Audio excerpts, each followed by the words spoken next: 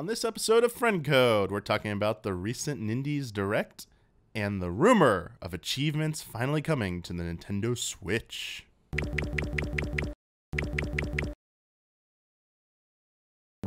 Hello everyone, welcome to a new episode of Friend Code. I'm your host, Michael Damiani, and today I'm joined by guest Kyle Bosman. Hello. And Bradley Ellis. Achievements. We'll get to that a little later.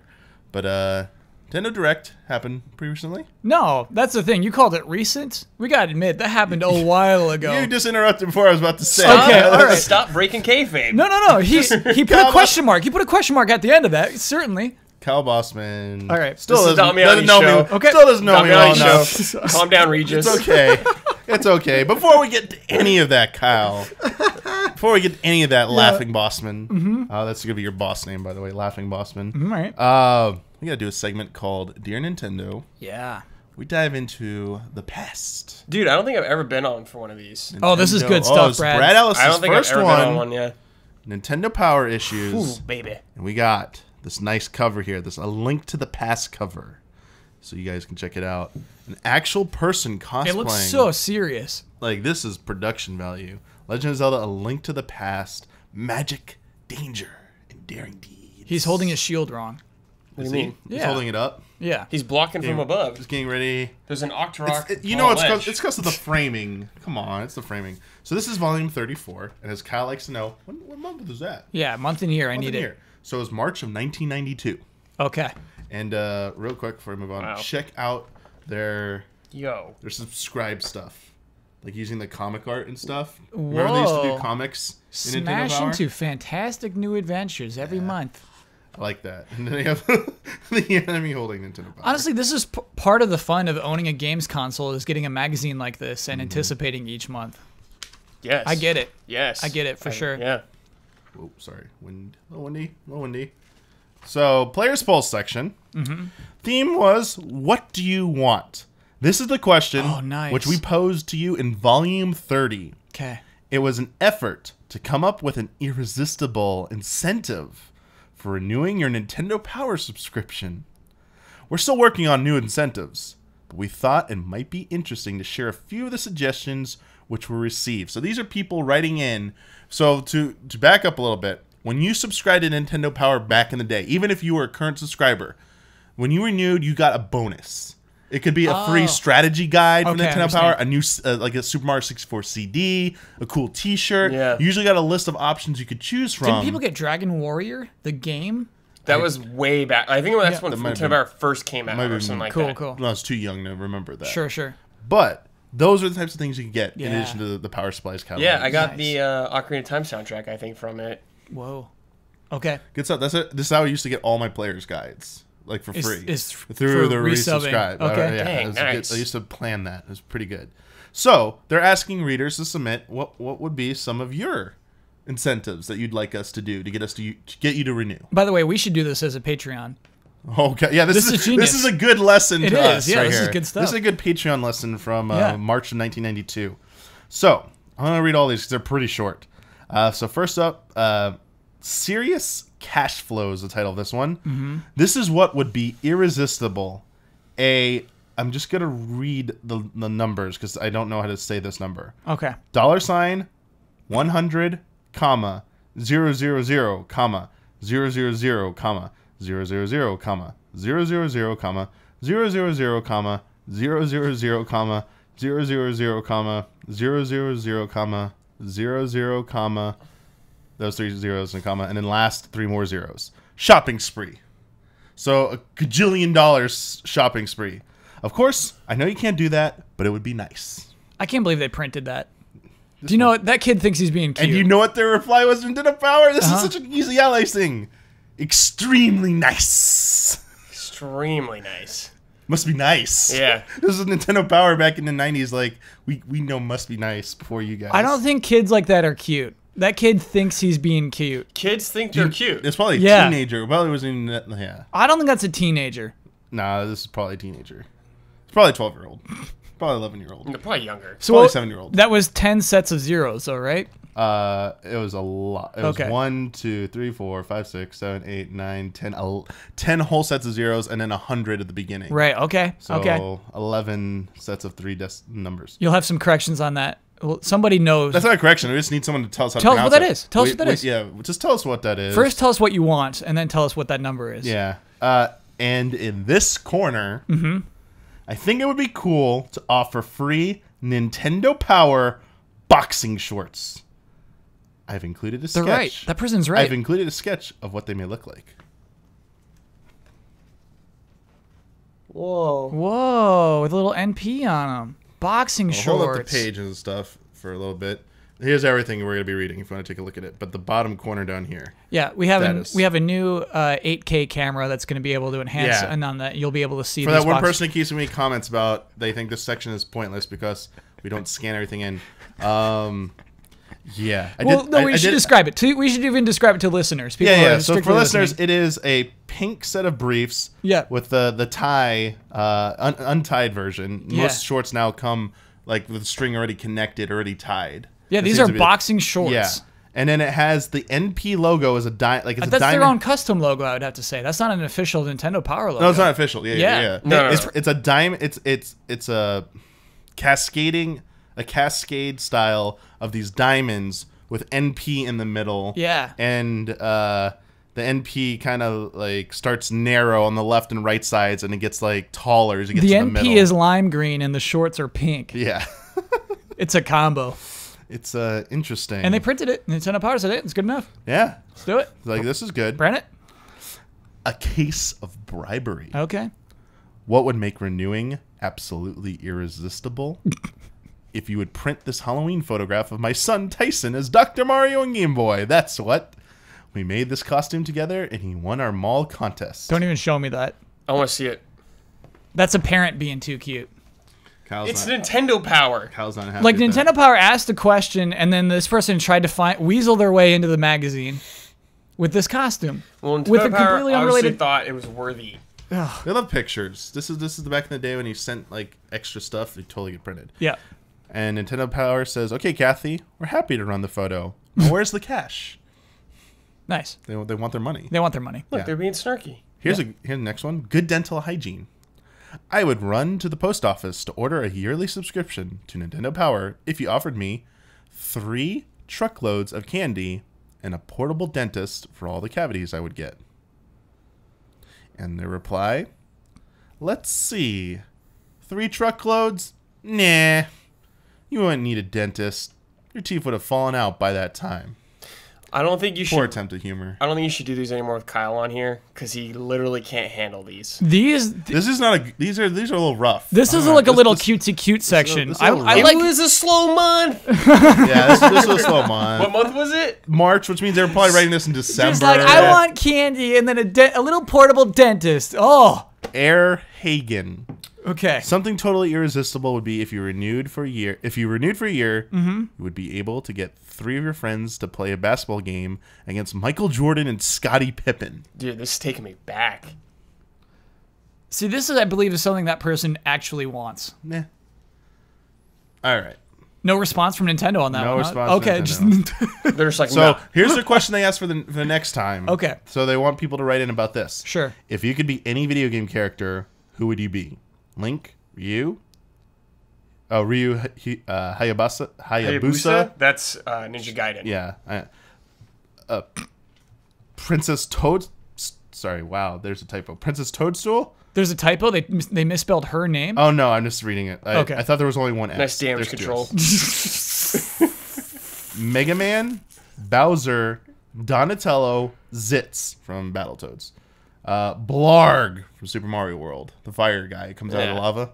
Blarg's amazing. No, Blarg's the like dragon like thing that comes out of the lava. Are they doing this to stir our creativity, or those are only options? No, those are the stir your creativity. Oh, okay, all right. Send your letters explaining what character you'd like to be and why you'd want to be that character to Nintendo Power. And they give the address and everything.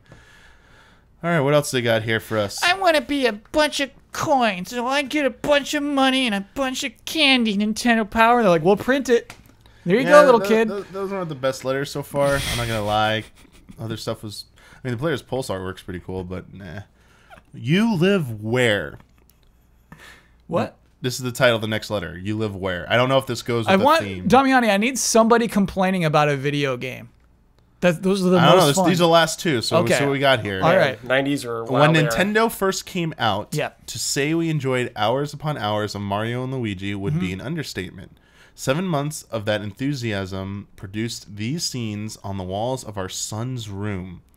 Christy and DJ actually live in Super Mario Brothers World. Ooh, is it giving Nintendo the idea for Super Mario World? No. This is after that. Though these scenes were painted years ago by my wife and I, our enjoyment of the NES has not diminished. 35 games in a Super NES system later, we still spend time squashing creatures, dueling monsters, and jumping the longest gaps. And they send a picture of their kids with their wall painted like the underwater level. Yeah, from that would Super be Mario. huge on Reddit today. Yeah, That'd be huge. the parents like making that. That'd be like a big post on Kotaku as well. Yep. It'd be like, check out this. The parents love their kids. Dan Dario, are you still playing? Are you still playing? I want to believe those. Reach out to us, Dan. out. Reach out to us. Are you still playing? You still squashing? From the Hot Glue Kingdom. Dude, hot glue guns. A few years ago, I decided to make toy figures out of hot glue. I found that the creatures in Nintendo games were easy to make. After I got better at making them, I started to make the people. The characters are solid hot glue. On some of them, I glued cloth on and then used magic markers on them. After this, I spread on a thin layer of hot glue so that it won't come apart. Sorry. Can I see this? Yeah, Brad, you gotta see it, dude. Sorry, I'm trying to get this ant off of here so I don't get like bit by it. The newer ones, Ganon, Link, Zelda, and April, as an April O'Neil, were painted. They have held up well considering my 4-year-old niece, Casey, plays with them all the time. Here you go, Brad. So here's the thing. Again, to listeners, Yeah, describe this, Kyle. it's very creative. It is a creative new medium to be working with of just globbing on hot glue onto hot glue. They look awful. I don't think they look that bad for a hot glue gun. Look at the Shy Guy, I dude. said for a hot glue gun. All right, for a hot glue gun, they look great. I mean, I wouldn't recommend playing with these, but sometimes you gotta do Sometimes you gotta do what you gotta do. whatever you gotta do the best you can. All right. But I think like hot glue, it's not like there are cheaper materials to make better figures out of it than hot sure. glue. I feel like Yeah. Maybe they just. it's a unique medium. I don't know. I don't know why I'm give it defending up. these people. Gotta on here, give it up. dude. Just This 90s is like is the weird. early 90s. Yeah. Like, this is the best. they Yeah, could don't you remember like do. school hot glue guns? Oh, were that's jam? the I have a hot Princess glue Zelda gun. from the cartoon, by the way. That's great. I can tell that at least. Okay. Nice. Yeah, you can tell what they are. So there is something there. Editor's Corner. This Oh. is Gail Tilden, Okay. Editor-in-Chief of Nintendo Power. What do you got to tell us about? It's time for Nestor. Do you know who Nestor is? He's Yeah. the comic kid, right? Who's in all the comics. For Yeah. Nintendo, yeah. It's kind of like their mascot for the longest time. Yeah, It's time for Nestor to break out his trusty calculator and do some heavy figuring. This month's issue contains the 4th annual Nestor Awards. The year 1991 has passed us by, but it left us with some fairly impressive software offerings. Vote for your favorite game in each of the given categories. The number of categories which you can vote on has been expanded this year in an effort to give equal billing to all 3 Nintendo systems. The winners of the coveted Nestor will be announced in an upcoming issue. Ponder your favorites. Pull out the perforated player's poll card. Push your pen or pencil. Paste your stamp and put it in the nearest mailbox, please. Nestor and I thank you. How come they're voting in March? Well, because I told you this was probably December, their production for magazines. Because the questions in here were from volume 30, Right. which would have been November Okay. of 91. All right. So they probably were making this in December, January of 91, 92. You got to do your game of the years like a year ahead of time. I think we might have talked about the winners in the volume. Yeah, we did actually, yeah. Because that would be 12 issues later. So, sorry, I just want to get this link to the past thing, and then we'll move on.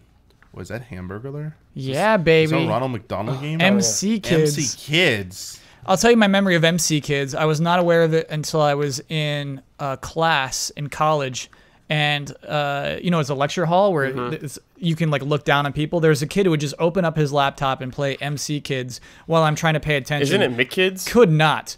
I always thought it was McKids, but you can see periods between the M and the C. But it's over like here. McDonald's stuff, isn't it? Yeah, but wouldn't it make sense? It said M.C.Kids. They're trying to be cute, dude. Okay. I do an adventure. You're trying to be I'm cute. not having it. To start, man, all these comics. Look at Yoshi. Bring back. Yoshi.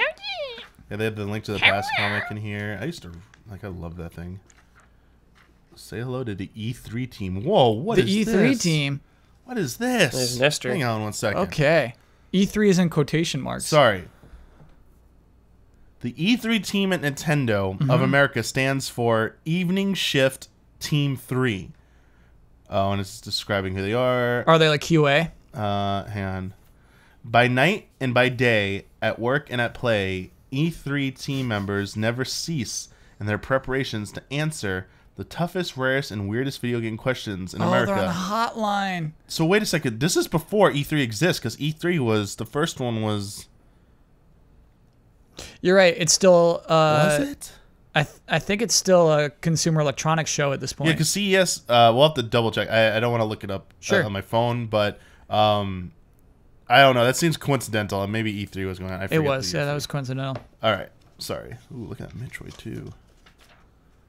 Hey, look, it's Lemmings. Remember that game? Lemmings? Most of this magazine is guides. Yo, Damiani, Of careful course. with those pages, dude. Yeah. He's not careful with giving me a heart pages. attack. He's not careful with pages. We know this about Damiani. Addams Family. I can't I just handle. watched this on Netflix. The Addams Family. Good movie. No.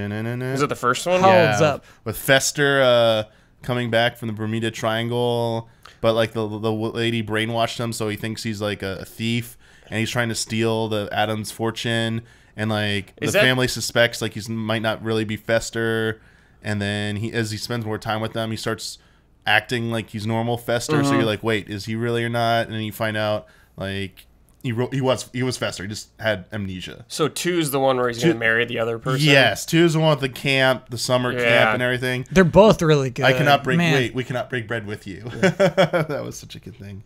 Yeah, these are really just like You found it. You're skipping. You found that. You found what you were looking for. No, Now but you're skipping. it's a through- glorified guide. Like it's just. Brad was right. These are just guides. Like that's all Nintendo Power was basically little snippets of guide sections for games that were coming out or had just come out, and basically, I mean, there was like not really. I mean, there was the internet sort of, but this is like your best place, art, dude. Yeah, I know, it's pretty Dude, good. you No, it needed isn't. these for so many games. Like Castlevania 2, Right. good luck. Yeah. They're very Kneel very at that helpful. specific spot for a certain amount of time. Ooh, CES. Look at that. CES special report. Yeah, So it is still CES at this report. point. yeah, they have like a big thing. Ooh, look, Capcom. Is CES a separate thing now? I Yes. feel like, yeah. Okay. Yeah, It's all TVs and cameras. Oh, okay. Stuff to shove in your cars. It's boring. Sure. Nintendo Power. Nintendo Power. stuff. Good stuff. Dude, yeah, this is Take great. a look at it. I'm getting so many flashbacks. We got some feedback last time about not diving into like the extra stuff, like just skim through it. But last few ones we were spending a lot of time like digging into the extra articles and Hold stuff. on, dude. It's supposed to just be like the player's pulse. What's the section. pendant that does the electricity in A Link to the Past? There's Is he doing it here? There's the Bombos medallion, which is the explosion. Yeah. There's the Quake medallion, which is the earthquake. Then there's and the Ethos. What's the electric one? Or Right? ether, and that does like lightning? Yeah, it makes like the Is he lightning doing it right effect. here? Because the sword's in the ground too. No, No, you wish that's what that is. Then what's with this stuff? That's That's lightning. just, somebody just thought it would be cool, Brad. That's looks cool. lightning. I know He's it's doing lightning. it. He's doing it. Jeez, Brad. It was a tease. Okay, he's got ether. He's got the ether medallion. All right. To wrap up the Nintendo Power thing, I do have a little the one bit of housekeeping that I want to go over. I'm running out of Nintendo Power issues. So this is kind of a plea. If anyone has extra issues that they no longer want and we're considering just like discarding them, if you would like, you may go to the easyallies.com webpage, find our P.O. Box mailing address where people send us various things, usually to open on our group stream night. If you'd like to send your used copies because you want to get rid of them, go ahead and send them there. I will totally give you credit on the show. Copies provided by so-and-so, however you want to be credited. I want to include a letter. I'll read your letter. It's being very generous and stuff. Like, Yeah. we'll totally do that. He Very nice. will crumple the pages. Guaranteed. Yeah, basically it's a Just like- one-way thing. You're sending it with no. We're not sending it back. Right, yeah. You send it to us. We will use it on the show, but It is gone. not guaranteeing. Consider it gone. Not guaranteeing its pristine condition. It's like Unless it's donating your stuff to a museum, you know? Yeah. It's Unless for a good it's- cause. No, because like a museum would take care of The it. quick last piece, I just go, Now, if it was like pages. if it was Volume 1 or any of the Nintendo Fun Club stuff, yes, Okay, those are then we very put the good. gloves on. Yeah, we Then would put the like gloves on. treat that, and actually Okay. those we would gloves. send back or something like that. Those are very valuable. Anyway, point is running out of those. So if you don't want us to print off pages of like digital copies that people have scanned and stuff, and actually have a physical magazine here to discuss, that would be most generous of you. Thank you. Otherwise, we could. I have other magazines. We could go to EGM. We could go to Next Generation. I have a few other game magazines from the '90s. We could maybe switch over to, but I don't have any of those either. Can't beat that Nintendo Power Magic, though. Yeah, Look good at that. stuff. Look at that logo. Like good logo. I'll be honest. My hope was that when I thought of it, I was like, it'd be cool if I had every volume from one onward and just go in linear order and see the progression of Nintendo Power. Like, and when we say, "Oh, write us in those questions or answers the questions," when we got to that, we could call back, "Hey, remember volume 30, whatever? When we read that, here are the answers to that." Like, it would have been a nice continuity thing. I hear you. Still could do that. I hear you. Still could do that. I hear you. Yeah. I like it. I Still like in the hopping works. around, to be This is- honest with you. I like hopping around. It's kind of a work in progress. Don't worry. Still working on it. But thank you very much for Thank you. anyone who will send that in advance. With that out of the way, let's dive into our subject, our big subject, the Nindies. Nintendo Direct, Nindies Direct 2017, right before PAX began. So this is a little old, not the most recent thing. But Nintendo did a spotlight showcasing 17 different indie games Yeah. and an add-on to one and a special revelation at the end. So Revelation. a revelation, What a a- special what a surprise. word. And what's cool is a lot of it was new news. A lot of it Yes. was showing off a new thing. And so that's pretty impressive, actually, for any Nintendo Direct or anything, actually, to like show new stuff for all of this. And so when you just said 17, that was super surprising to me. I think it might have been the most, I was going to say interesting and entertaining indie video Nintendo has put out.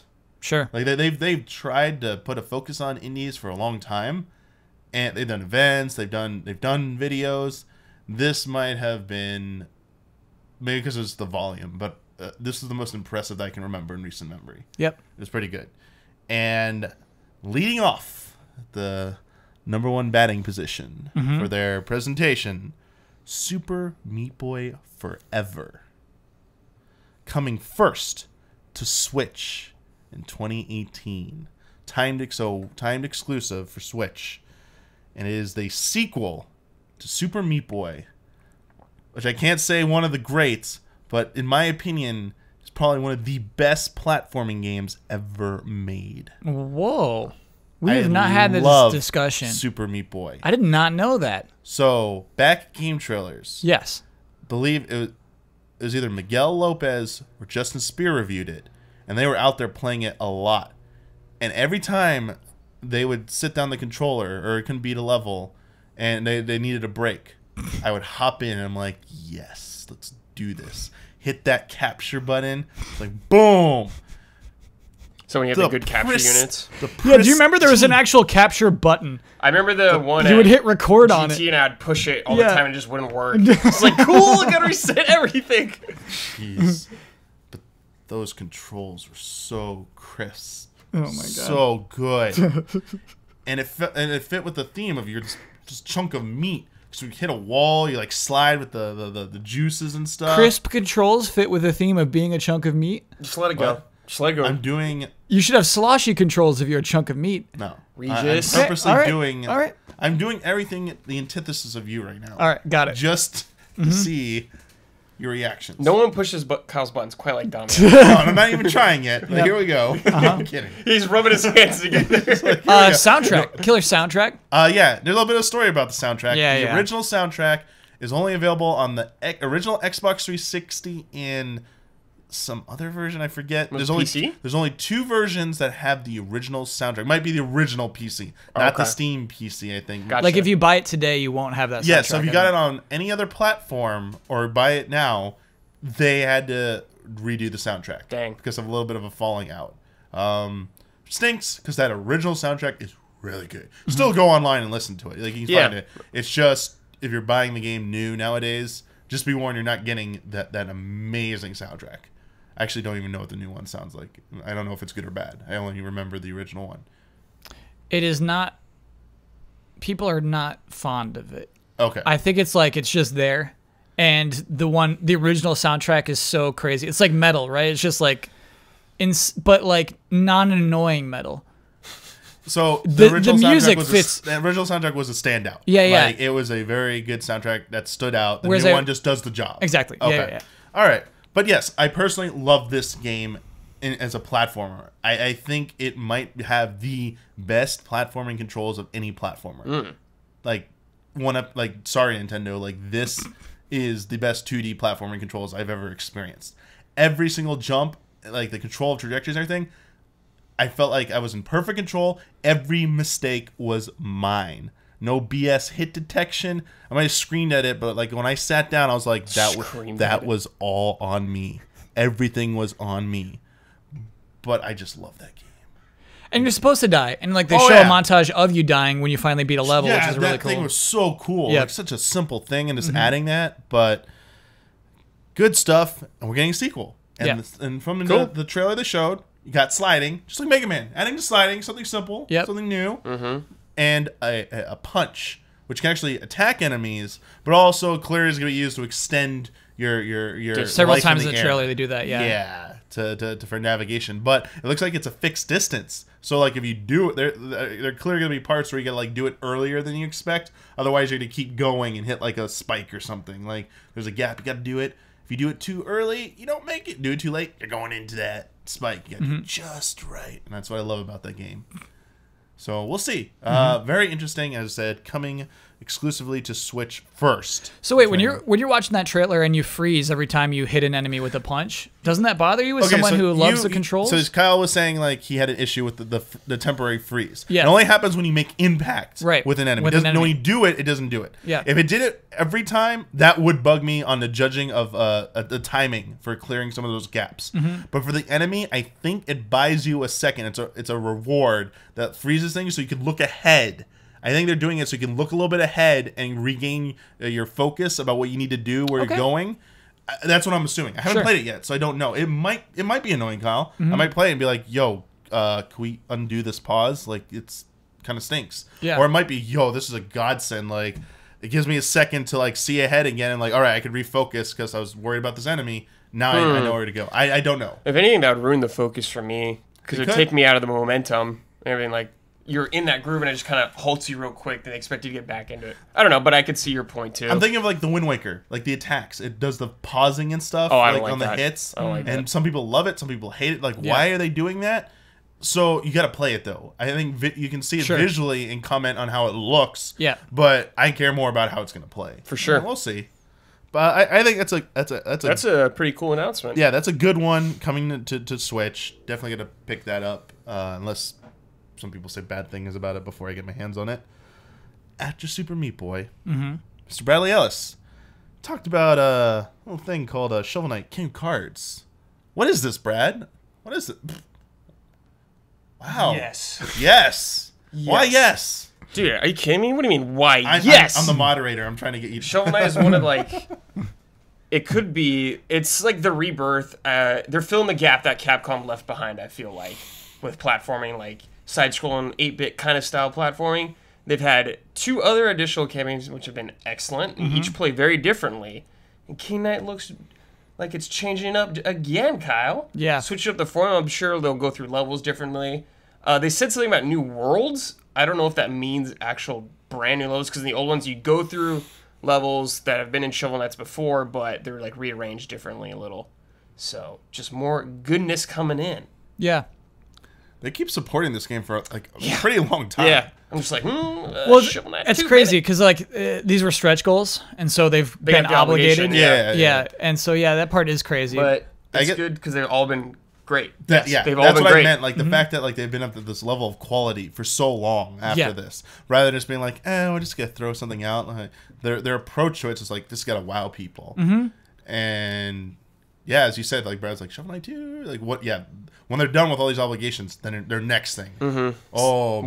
Whatever they do, I'm hyped for. It doesn't even matter. The last thing they're obligated to do is like the fighting game, basically the Smash Bros version of Shovel Knight. But then I think after that, the debt has been paid, and then they're good. Nice. Did you mention the card game in it as well? Yeah, it's like Triple Triad. Yeah. It looks awesome. I'll play it. It's good stuff. So. That's huge, I think. I think it's huge that Nintendo wants Shovel Knight to be, because they also announced the 3 amiibo. Yes. And so I think like Nintendo wants Shovel Knight to look like a Nintendo established franchise. You know what I mean? Like they want to be associated. It could also be they want to be sowing the associated seeds for what they're doing in the future. Like Nintendo's like, yo, we're being good to you, so remember us when you make your next game. Yeah. I mean, I'm sure they're gonna probably want to go multi-platform because they know they can sell very well on their thing. But that timed exclusive or doing amiibo deals, like, hey, if you give us some love, maybe we can throw amiibo for your new game, so you can make a new character. Here's a new amiibo. That'll be like a rock star right there. Yeah, I mean, like we can compare it to. I mean, I'm sorry, I'm already taking us broader, but if you look at like Sony making sure Street Fighter V is exclusive and helping them out with that, and Microsoft making sure that PUBG is associated with Xbox. Nintendo's going after many indies instead, because I don't think they can lock down deals like those. Correct, right now. But associating themselves with these brands and these games, I think, is so smart for their platform, and I think they're doing the right thing with the money they have. It's good stuff. Yeah. Sorry, my dream, and I'm sure Brad would love this too. It's just like Nintendo brokers a deal between the developers, Yakuza Games and Capcom. Yeah, like, let's make it happen. Here, Mega Man. Let's make Mega Man. Like, let them do a new Mega Man or something. And I was like, we'll front the bill, Capcom. We'll do the marketing. We want this exclusive, and you don't have to develop it. Just like help them out with the assets and stuff. Supervise some stuff. Let them develop it. They prove themselves, and you got a great Mega Man. I gotta turn that fan off. Okay, sure. Shovel Knight. Nintendo never got like exclusive extra stuff in the form of how PlayStation got Kratos Battle and stuff like that. Xbox had Battletoads and everything. I think the PC version's getting Battletoads now too, something like that. Okay. But Nintendo never got anything like that. No Mario or something in there, which I'm surprised about. Nintendo just got it first. Oh no, it came on PC too. Oh, when it first came out. Okay. Plague Knight came out first on Switch, though, I think. No, Spectre Knight. Spectre Knight, Spectre Knight did come out first, but I'm just surprised, I think they would want to, like, put a Nintendo thing in there. How cool would that be? Brad, can I tell you? Sure. I don't like those cameos too much. Why not?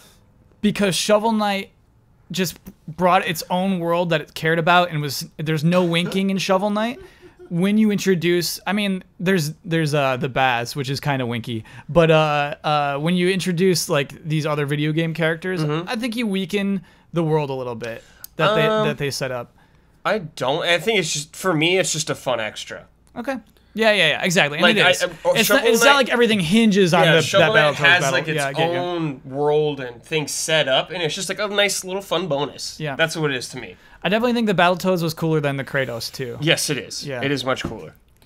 Yeah, I think it's just, like it's a branding thing. The Shovel Knight team just like, Shovel Knight is getting more exposure, even by including these things. And that's exactly it. Also, same thing. That's why Shovel Knight was in ukulele. Like it more and more as time has gone on, that seems so out of place. It's like getting worse and worse. Like, wow, why did they do that? Recognizability, but like standing here now, Shovel Knight is definitely the better, obviously the better received. But I think it's the bigger presence, like bigger, what people think about more than ukulele. Like people are like, what's Shovel Knight? Oh, I know what that is. What's ukulele? As time goes on, people are like, wasn't that the bad game that tried to resurrect like Banjo-Kazooie or something? Let's forget about that. Like Shovel Knight is like the more, I think Shovel Knight holds more clout than ukulele. Shovel Knight that's fair to say. Yeah, Shovel Knight is that's an excellent game. Yeah. Shovel Knight holds more clout than any. Well, actually, I think you could make a case for Meat Boy having more clout than Shovel Knight. Absolutely. Oh no, I'm talking. I was just comparing ukulele and Shovel Knight. It's in the upper tier. God tier. It's in God tier. I'm putting it in God tier. It's in God tier. God tier land. Yeah. What could possibly be in Kyle's God tier land was coming up next. Golf Story. Yeah. Dude, this looked so cool. I didn't even know Yes. about this. It will be exclusively on Switch in September. Yeah, announce it. Give us that date. TikTok. Only a few Thursdays left. Players. Sideview Games, I think, is the name of the studio. I googled it and I Oh, could not yeah. find out who they are. I don't know. Okay. Oh. Kyle did some sleuthing. This is their first But- game that they're developing Dude, as a only studio. came up with this. Yeah. So you take on the role of a golfer, and you gotta solve problems by hitting a golf ball both on and off the green with 8 different environments. In addition to just playing golf, they have the mini game stuff we saw, like disc golf, the drone thing. Yes. But yeah, mini golf. Mini golf looked really cool. So a lot of stuff. But it's like a golf RPG. It's an RPG, yeah, with Yes. golf in it. Yeah. And you two seem super excited about this. Yeah, if you've ever played Mario Golf on Game Boy Color, it was a golf RPG. Your progression, Camelot. yeah. Your progression through the story, through this RPG, it relied on your golf skill. And so, like, basically that would be your battles. And so it was kind of, well, no, because they weren't random. It was a story about you climbing the ranks as a golfer. And so that was so cool. This seems to go in even more, like, golf-oriented fashion in that, like, as you said, you solve problems with golf. In the trailer I just watched, he, like, knocked a golf ball through a fire. Yeah. Like a little burning fire to, like, send a burning golf ball over to this area. And so it looks like you're playing golf, like, all over. Like, that's your power. Those are your unique abilities. Exactly. And it seems like more story-oriented where... Go ahead, Brad. Dude. I was thinking about, I'm excited for the context behind a match, something like that. Like, Yes. you could have a rival, like a competition, like they showed them like a restaurant or something like that, and there could be for arguing or something like that. Just adding story to a golf game. Could be awesome. Yeah. This is everything I want. This is it. It's such a cool idea. yeah. And it said Camelot. And what other game series Camelot made? Oh, Golden Sun. Mm-hmm. Good. I like Golden Sun. Yes. I like the Golden Sun series. I like Waluigi. Camelot's done some good stuff. Yeah. Yeah. Like I trust them. They made Waluigi. Yeah. Yeah, Dude. they're not making, but they're not making this. Obviously, Right, right. It'd be amazing if they're making that, but like because I said I trust them. But What have they done since the Golden Sun 3DS I have game? no idea. Oh, I wonder what Camelot's No up idea. to. I have to dig into Let us it. know. Oh, Camelot. I think they made that Mario 3DS, that sports collection. Oh, they? I think okay. that was Camelot. Okay. And actually, they made the Mario 3DS golf game too. Which That one was great, wasn't it it? was really Yeah. good. It almost had some RPG stuff. Almost. It teased it because you walk around as you're me, and like it's so close to almost being there. But yeah, I'm excited So for they're Golf making Story good for stuff still. going all the way. So yeah, the spirit of that you Yep. see it in this game, and also the art. Yeah, it was great. Yeah. It was great. Good looking art. Looks really good. Next up, funny concept, but I don't know about the game itself. It's pretty much my 2 cents on this. Mom Hid My Game, launching in late 2017 with exclusive stages on both Switch and Nintendo 3DS. Key thing, it's also a 3DS game.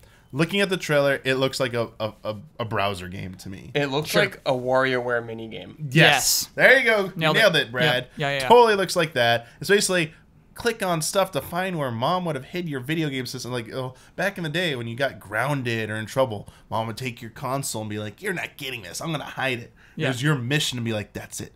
Parents are asleep. Where did they hide this? I got to beat that last level in Donkey Kong 64. Where is it? You don't gotta make that. Got to find the N64 console. Right, but it's point and click. You're Yes. not adventuring It's or not- anything. yeah. It's 2D art that looks like an airplane safety guide. It's like it's very WarioWare game. Yep. Yeah, There exactly. you go. But it is I think the interesting is it's a Japanese indie Yeah. Yes. developed game. Yeah, which is cool. Who knows? Maybe it's like $2, $3. I don't know. Yeah, It's probably price not gonna point. be It's not cheap. gonna be 3, That's- Damiani. I know. Looks like something I would play on my mobile phone. Did you say it's on Switch and 3DS? Yes. Yeah, I think that's kind of cool too. Yeah. Next up, and everyone kept asking me questions about what Kyle would think about this game. Whoa. Floor Kids. Oh, right. Floor Kids. It is coming out holiday 2017, and it has traditional and touch controls, as we saw from the trailer. It is a rhythm action game. It's from developer John, because we're making sure we got it right. John. Yeah. Mm-hmm. It's basically it was like the freestyle dancing rhythm game, And we were trying to figure out like with the control input and stuff because we saw like the 3 bars and stuff at the top. Like I remember you looked a little confused at first when you saw it, Kyle. You see 4. You see 4 bots, okay, 4 bars, and basically they just imagine them as 4 empty rectangles, and then they fill in on the beat. And then the first is green, and so I assume that's when you do the move because then the next 3 are all white. And so it's like boof, boof, boof, boof, boof. And so I think you're supposed to like do a move on each of the fourths, the first of the fourths. But it's not clear to me how to play the game. What sucks is it was at PAX. We could have played the game. It's interesting. It's got a hand-drawn animation. Yeah. The animation looks great. The art is a little like intentionally sloppy, I think, to accommodate for more animation. Yeah, because like if you were truly doing each frame of those like meticulously, you wouldn't be able to have as many frames of animation. So they went on the other side, and I think it's an interesting choice for sure. Yeah. And also the other neat thing about it, I said at the top of this was the has swipe controls from the. I'm not touching my screen. But it has traditional controls as well. So don't worry. Can I say on the Nintendo podcast? I can say this, right? I downloaded the game. Yeah. I forget what it was called. It's like it's called like Super Ball or something like that. This happens a lot. On the Switch. I progressed to a point where it said, "Okay, undock your Switch. This next mini game to progress the game, you got to touch your screen for this next part." Oh, wow. Yeah. That sucks. And I said no, deleted it. You know what? I had a moment like that in another game. What game? It's called Super Mario 3D World. There's this part where this part's called Captain Toad came up. No. And I didn't want to use because you got a stylus. You got a stylus on your Wii U. I did not want to use the gamepad. Having a jolly time with my Wii U Pro controller. Yo, this is such a good game. Yo, Huber was right. Having a good time with this game. Hey, we're sorry. You need to go grab your gamepad right now and do Captain Toad right now because we could have put it on the screen for you. Mm-hmm. We couldn't make you use the analog to tilt the camera. No, you got to use it on the gamepad. I was like so angry. It's fair. I was It's fair. like, you got gotta me. be kidding me, Nintendo. You touche'd me. Yeah. No. You parried me, Damiani. The low light of that. But I can feel the pain. Yeah. I understand that feeling. I don't want to play any game where I got to touch that screen. Developers, I say this all the time, please don't force weird control options on you when you can offer a more traditional interface as another option. Please always be more inclusive. Next up, Wolverblade. Launching first on Switch this month, September. It is looked like a arcade side-scrolling beat 'em up. The Viking one, kind of. Yeah, dude. Yeah, the Viking aesthetic. Me and Huber multiplayer. Looked like up to 4 players. Yeah, I basically saw it. I was like, oh, Huber's gonna have a good time with this, probably.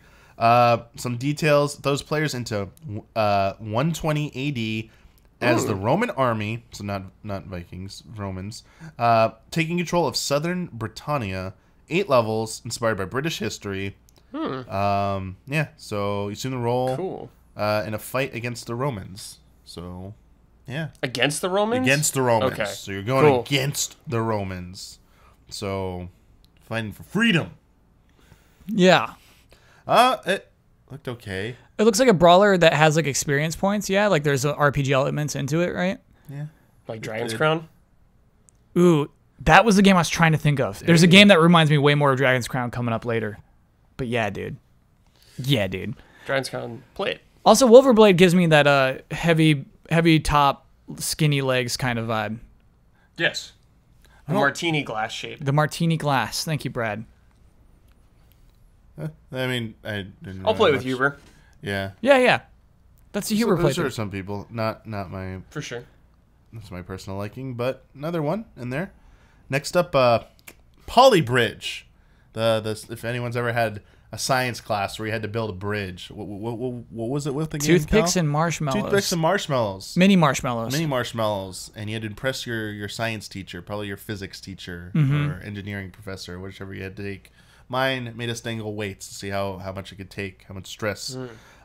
Teacher, I ate all my marshmallows. It is a console exclusive. I need a portable dentist. Console exclusive for Switch this year. Yeah.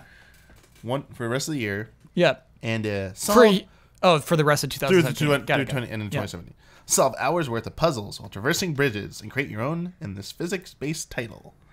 It's a little tagline it had. Yeah, I think people have seen GIFs of, if not this game, a very similar game where you just build a bridge and then like funny stuff happens. This feels like it could be a good group stream. It's a Don. I want to see. This is not a group stream. No way. No, Don. You want to see Don's results, but this is a huge trial and error. We hand it off to each person, putting time and like into someone like it's like we each have this like you get a problem. It's like here's the level. You got to build your bridge. Yeah. You give everyone a time limit. It's like. I think it feels much more like Kerbal Space Program, you know? Like, you just got to put in the time to, like, get the physics down and, like, learn how to... It reminded me of Kerbal Space Program, but I guess, if it's more in-depth, maybe it's not the best. I thought it was more simplistic in that you just try and build something and try it and it didn't work. It tells you your flaws and stuff. Sure. Basically, I was thinking of, like, stream ideas. Like, the 9 of us each have our own Switch, and we just have... Whoever's Switch is active is the one that's docked. Ooh, that's kind of fun, dude. You show... We can't look. Yeah. They do the results. We each build our own thing, and then we come back, and then we show up. We play out the results. So we dock our Switch... for a person, so it's like, hey Ben, what's your solution? We watch it. We all laugh and stuff if it works or not. Like, hey Brad, your turn. Put yours in. What did you build? So we see the solutions we came up with. Yeah. And we just do like maybe 2 or 3 levels because it'll probably take us, That's a good idea. But they'll vote against it. They'll vote against it. We'll not win the vote. Don't worry. Polybridge won't win. I like science games. Need more people to be more into science. Next up, Earth Atlantis. Earth Atlantis. Earth Atlantis? Earth Atlantis. I don't remember which one this was. R-type shooter. Oh, the Monster Hunter twist is what it was described. Releasing for Switch this fall. It's the underworld world filled with the big monsters and stuff. It was, I think it was the one, Kyle, that had the weird art style. Yes. Yeah, the pencil stencil one. Yeah. Pencil stencil. Pencil stencil. That's baby. next. That's next any hit right there. Pencil stencil. Pencil stencil. That's all I took. I remember I said like, "Hey, I'll play this for 20 minutes and it'll be cool, and then I'll move on." Okay, that was my vibe. Looked, all right. Shoot, what is Gunman Clive? It looks like Gunman Clive, and Gunman Clive I actually like a lot. I wonder if it's the same studio. I wonder if these like when they make these types of games, even though they're like section shooters like this, I feel like if they could incorporate it to be more Metroidvania style, even though it's like a ship moving around. Damiani, there are so many ship Metroidvania games now. There are. There are like 20 of them. There are so many, like, you're in a little spaceship and it's a Metroidvania game. Yeah. Okay. It's okay. It's cool. I'd rather just be a shooter at this point. I'd rather not be in a submarine or a spaceship. Be like every other game? It's like, hey guys, what if I made a ship-based shooter that was 2D side-scrolling? My unique hook is it's a Metroidvania. There's collectible power-ups, and there are bosses scattered about. You might going through a part, and you might not even realize you're about to approach a boss battle. And you unlock a power, like upgraded weapons. That's it, though. Yeah. That's it, though. Isn't that creative, man? You know what I think is kind of whack? Do we have space to talk about this? What's that? Super Metroid doors that are just a different color. Oh, because it communicates the missile type you got to use. Which also the color when you highlight the missiles is also the same color. Yeah. So what's the thing? That's just like in gating a player. Like that's the cheapest possible way to do it.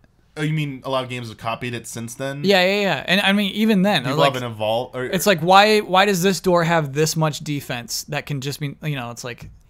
I mean, it's not very good RP, but I think it's good game design at the time because certain areas need to be blockaded off at certain times. Right, but like let's say like it's a rock wall and like I have a hammer instead of a particular missile that's good at that. You know what I mean? It's like way more fun. Yeah, but I mean to have a new ability as opposed to just a thing that hits a little harder. No hammers in Metroid. I mean, it's a nice thing because you can come across them. It's the same. It's the same dangling carrot of like, oh, there's something I can't get past. I'm gonna have to come back here later. Let me mark that on my map. Which Metroid Samus Returns. I can get make it. that little mark now and be like, that's that spot. I gotta go back there. Wait, you can mark your map in Metroid? Oh, Samus Returns? Yeah, that's really cool. Big thing. That's your a bottom feature. screen's the map. You can do stylus style notes. Yeah. Like circle now. Like, yeah, that's so cool. Phantom Hourglass have that or something? What's up? Yes, Phantom Hourglass. Oh yeah, baby. It's been in several games since, but this one, I mean, it was a big deal in Phantom Hourglass. Like it helped out a lot, and in Spirit Tracks. But Metroid game that screams, "Yo, let me make notes on a map." Yeah. Just having a map in a Metroid game is a big deal, and then being able to make notes. So if I can make notes on the map in Earth Atlantis, I'll have a little better. Well, no, because I got to touch that screen. So I actually, the only thing I'll clarify is Metroid. I don't know if you actually make hand-drawn notes or you can touch stuff to activate colors. Like this is a room of like Etrian Odyssey or something. I don't know because I haven't played it, and in the part I watched from the presentation during the Gamescom, I forget what they did. Call Ben. We gotta call Ben. After embargo. By the way, secretly, Ben texts us spoilers. He's just like Wait, texting what? us spoilers. I haven't seen Don't any. look at Slack. Yeah. Oh, I'm probably. Well, that's probably why. I probably started. Yeah, just puts it on Slack. I wouldn't count that as a spoiler. I feel that's the thing, I mean, Brad. It's one of those half spoilers. It's one of It's those a half halfie. spoilers. It's yeah. a halfie. Yeah, it's a halfie. Let's move on Okay, before we start all right. saying stuff we're not supposed to say. Okay. Being the Bloodworth right now. Next up, Hero is next up on our list of games. Next up, Hero. Next up, Hero. Oh yeah, the roguelike where you bring The- back your dead body, and now the dead body helps you out. Yes. Coming out early 2018 with Joy-Con co-op mode. Okay. I thought it said Jolly co-op for first. It's online game community. It's made by producers who worked on Scribblenauts. Because I was pointing that out, and it basically you're gonna die. Everyone's gonna die, but that's part of the game. As you're saying, reviving your friends' characters as AI companions that join your forces. Join me, Brad. It looks No. it looks okay. Oh, style wise? Yeah. Sure, it's like top down. It's like Isometric. yeah. I was just saying, I feel like Scribblenauts was the peak of anyone involved in that game. That's they hit their peak right away, and I don't know if they're able to top that game in terms any other game they come up. It's hard. You can't predict stuff like that. Sometimes if you're a victim of early success, it's hard to top that, and you become so obsessed with trying to outdo that game. I wish I could talk to developers who had a huge hit on their hands initially, and then their follow-ups did not do as well. I as feel that. like you're projecting a lot here. No, not me. Yeah, you don't know game development. Yeah, you don't know that they're trying to chase their Scribblenaut success. You don't know that's what they're thinking they might when not. they make this game. I'm assuming. I'm not saying projected. Okay, all right. I'm assuming. All right. That's the case.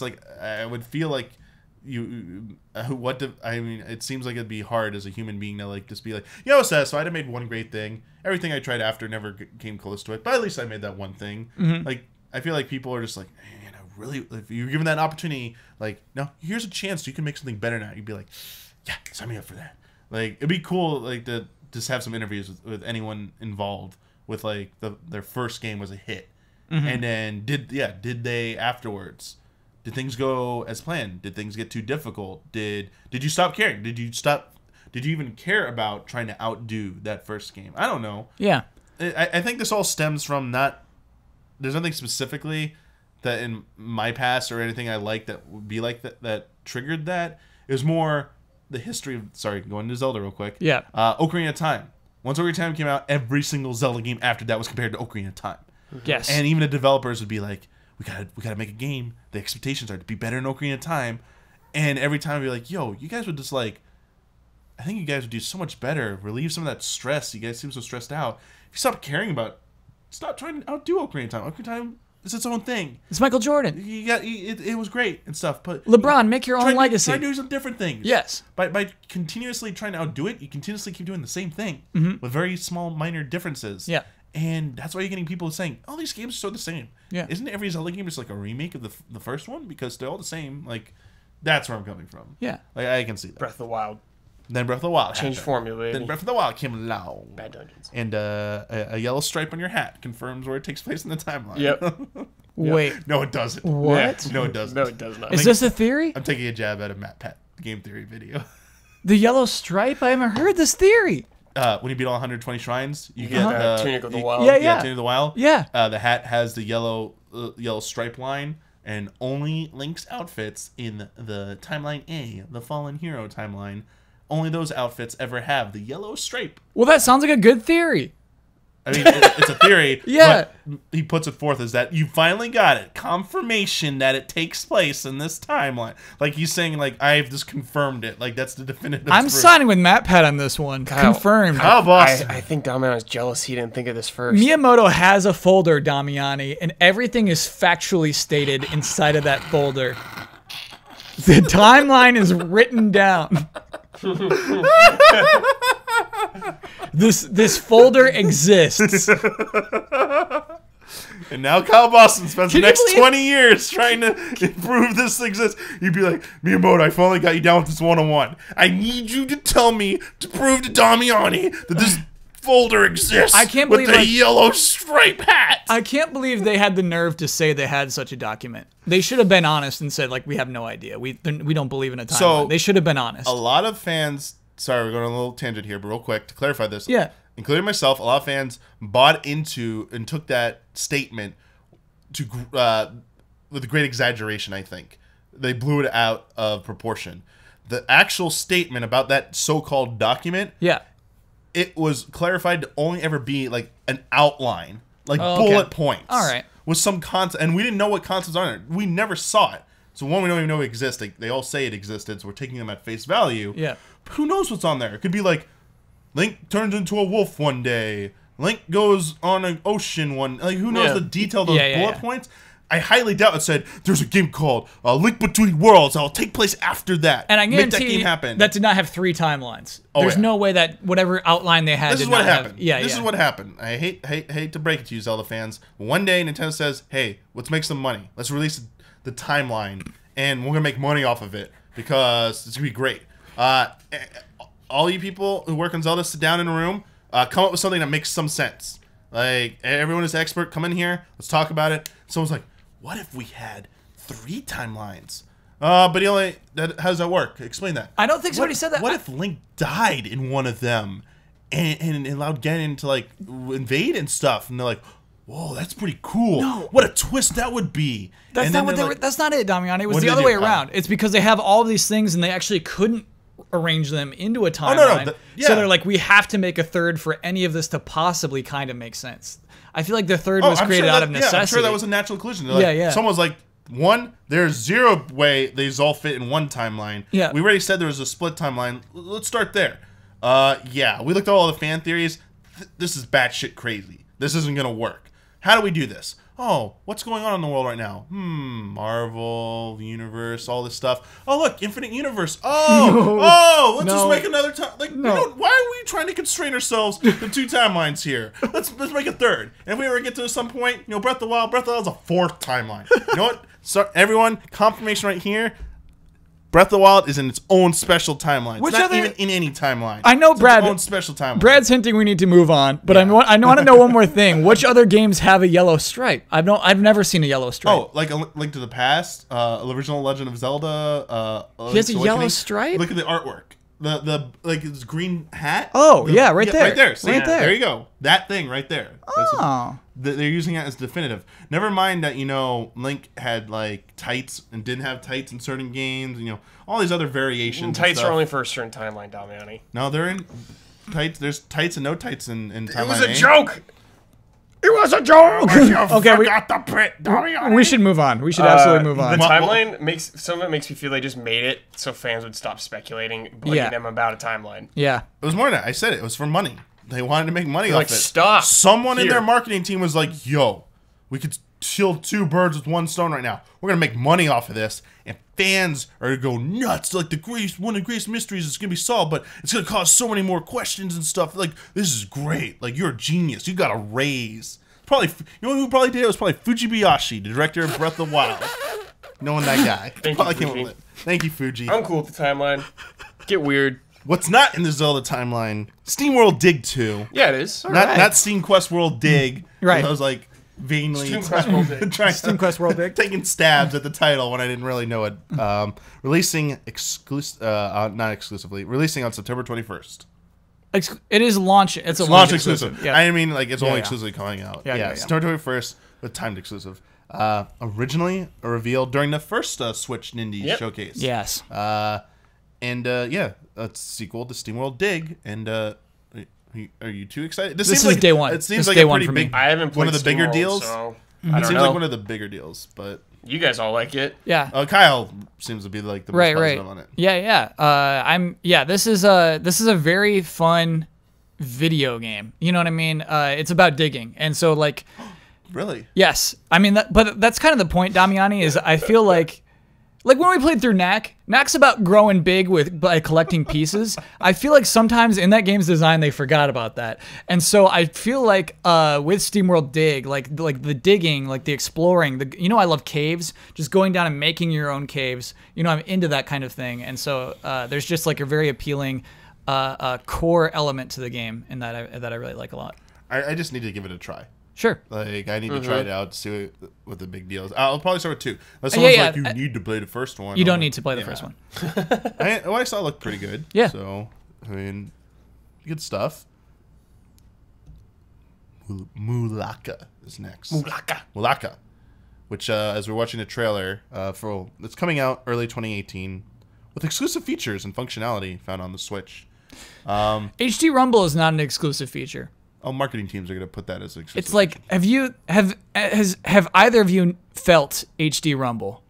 No. I think it's a Well, joke. I think it's a joke. The ice in the cup from 1-2 Switch. Yeah. Like, that's it.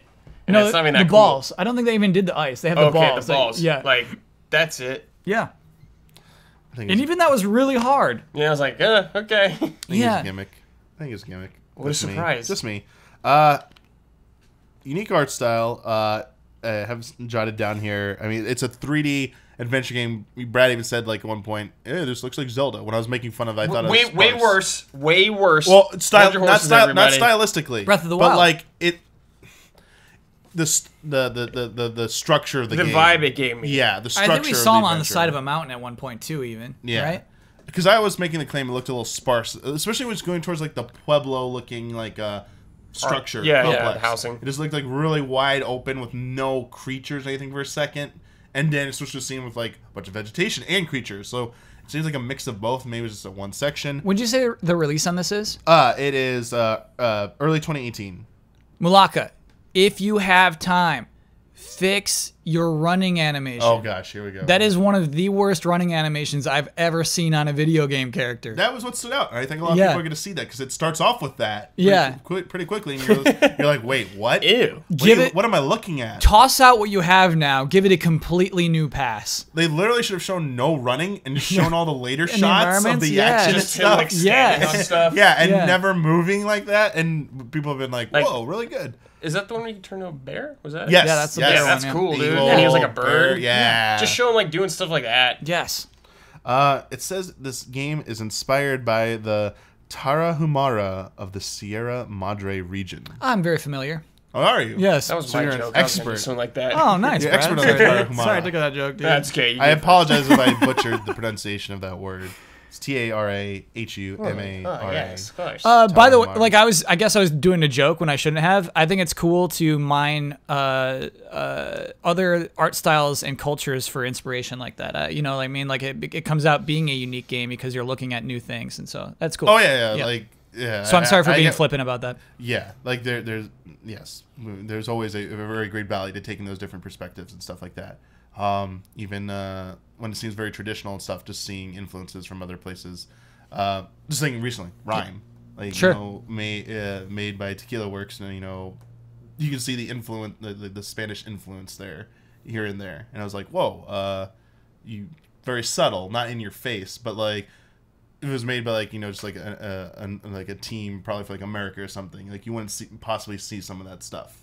And I mean it's a little like stereotypical, but No, How American dare you. games are all just saw blades and little meat boys getting chopped up. I mean, yeah, I'm generalizing a little too much, but like American games, it's just- it is possible that like you would lose out on some of these cultural perspectives. Yeah, all you have is Bandage Girl. Great. I'm trying to Dr. I'm also trying Fetus. to buy time to. What was the game about the abusive dad It came out like Yes, 3 or 4 years dude. ago. Yes, what It is was the Papo boy- and Yo? Yes, thank you. I was buying all this time Yeah, to try and just- remember the name of that.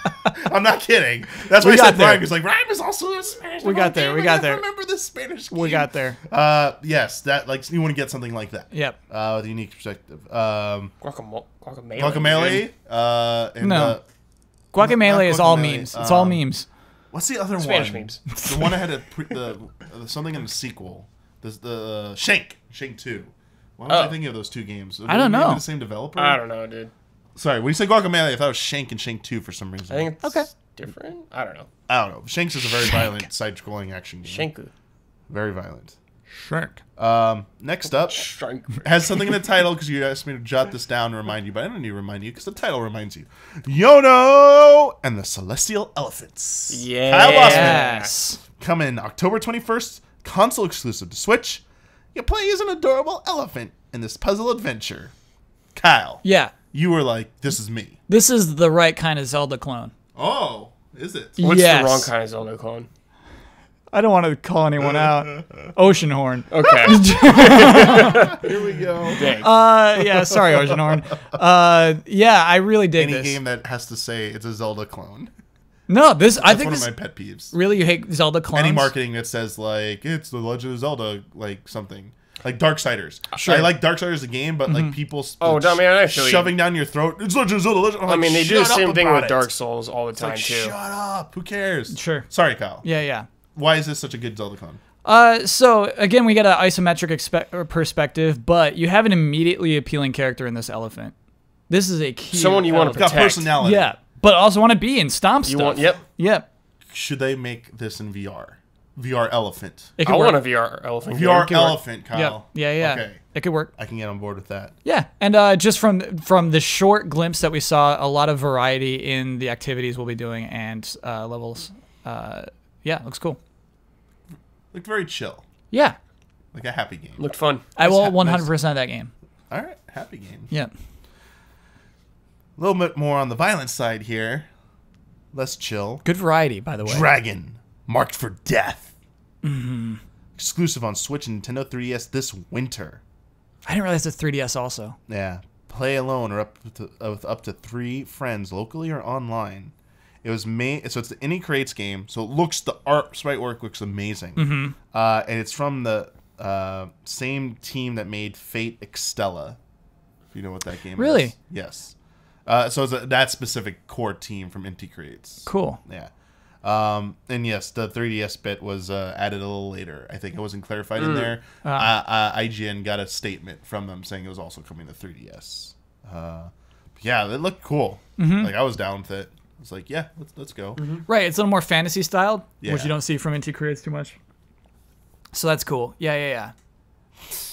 Not Mega Man, but they made 9 and 10. And so. and we hinted earlier that a game like Dragon's Crown, I get that vibe from this game, where it's Really? like Oh, that's like a the one 2D you're thinking RPG of. basically, where you are rolling with 4 other people and it is Not kind of beat 'em up. aesthetically. Yeah. Style. Yeah, structurally. And maybe just because Dragon Crown has like multiple planes you walk on, like up and down. Sure, and where this just is like flat. strictly 2D. Yeah. It looked Yeah. like it was just I flat. see. Yeah. Yeah. I see what you mean. I was like, doesn't look anything like it, art style wise. Right. It does not. Okay, so I forgot It's about. cool. I completely forget about this one, even though we rewatched the Nindies thing. So forgive me. You'll have to carry me on this one. 'Kay. Battle Chef Brigade Yeah. launches first on Nintendo Switch this holiday season. Play as one of several magical chefs hunting down monsters and cooking them into new dishes. Sounds cool. That pitch is genius, Damiani. That pitch is so good. Which is angering me why I don't remember it visually. It kind of looked like Banner Saga to me. Oh but yeah. worse. Okay. It was the 2D art. A little worse. Okay, that one. Yeah. Okay, now. Okay, everything clicks back together. Sorry. That's a good comparison, Brad. Note to the people. That spot in the video, the presentation. That's why you're forgetting it. Next time, fight for a better spot in the presentation. Damn. Here's your focus test research right there. Whoa. Not that whatever spot number that was. Not a good spot. Sure. You're doing. You're a losing video. Damiani at that point. The hunting looks like platforming. I think you actually like stand up on a platform as you're slashing monsters, and then the cooking kind of looks like rhythm based, Yeah. I guess. And so yeah, it looks like you do bounce back and forth Cool between idea. those things. Yeah. Hope it's fun. Yeah. Murphy's Law. Play on Murphy's Law here. Anything that can happen will happen. Console exclusive, coming to Switch this winter. Murphy's Law. This is the first-person shooter. It was the skeleton face paint. Oh, the mask shooting game. ones. Yeah. The Yeah. shooter. You steal, like, I guess you steal, it says here, steal mass from other players to increase your own. So you saw the head shrinking and Just getting like bigger. Knack, dude. Yeah. It's all about growing and shrinking. Yep. 4v4 combat. You hunt down your opponents to change your mass and get an advantage or whatever and win. Interesting, yeah. Cool. Interesting concept. I just didn't like how it looked visually. Like the aesthetic. Yeah, because you look gross. The way the game works is like if you shoot somebody's head, their head becomes smaller and yours becomes bigger. Like Beetlejuice sprinkling the thing. So that's cool, but like sometimes you can like shoot their waist and their waist becomes tiny, and like one of their legs is big, and so everybody's just like wandering around. Dude, as I'm these- really into the idea of Yeah, that. that's like getting more excited. That sounds really cool. And I guess the idea as well is so like if you're getting shot a lot, you're gonna be tiny, and you can actually like you have more accessibility to areas. Like there's hidden So how do areas you of the die? map. Do you just like shrink too much and then just Yeah, disappear? you vanish from existence. So no, I think you don't die. I think basically it's just about shooting off parts of the body to make your totem, bigger. bigger, and then once your totem is huge, That you sounds win. like just a game mode yes. for a game. Oh, that's fair, I guess. It seemed, yeah. But I mean, it's an indie game. vibe. It's Yeah, an indie yeah, multiplayer totally. game, which you don't see a lot of, and so yeah, I think think that's it's a really funny I think that's idea. what you can expect. Especially you Basically, can look hideous getting shot. yeah. Morphes. Morphe's Law. We are the Morphes. Oh, great. We are the morphs. They came up with Morphes first, for sure. These are the Morphes, and then they're like, "What do we name this game?" Morphe Laws. Okay, all right, we got to move on. This next one, Kyle said will make a great group stream. Sausage Sports Club. Coming first to Nintendo Switch this fall. Play as a host of adorable animals competing on reality TV in physics-based sports game. Yeah. Yeah, should be It fun. was like all the crazy stuff going on, like the different objectives and stuff, it looked like. Like the Gang Beasts. It's a Gang Beast clone. Yeah. You could just say that even. Like There you they're go. Gang Beast floppy clone. animals. They Yes. flop around and like the adorable. perspective is almost the same. They saw the streams, they saw the popularity. The game's designed to be streamed, I feel like. It's designed to have that silly kind of sloppy fun that Gang Beast has.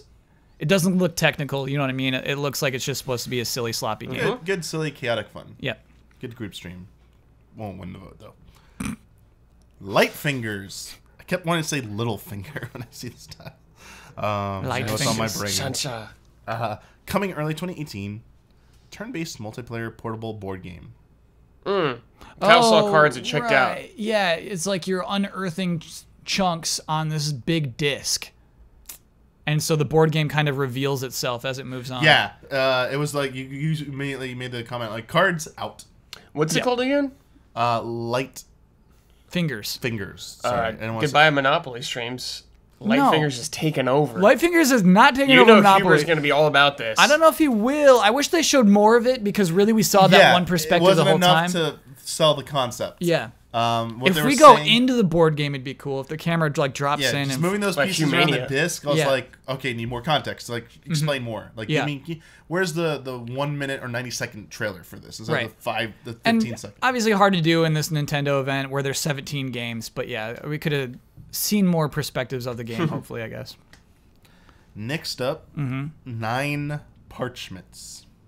Launching this Blast 'em holiday up is what he season. called it, right? He's like, shoot him up. How about blast him up? Yeah. From He's the like, come on, developers man. of Trine, I was thinking of trying when they were showing this game. I didn't know it was them. cooperative isometric dungeon crawler in which players blast away their enemies. Makes sense for them Up to do 3 this. people. Oh yeah, is it the same who does 4 players. Magica as well? I guess yeah, I that don't know. totally makes sense.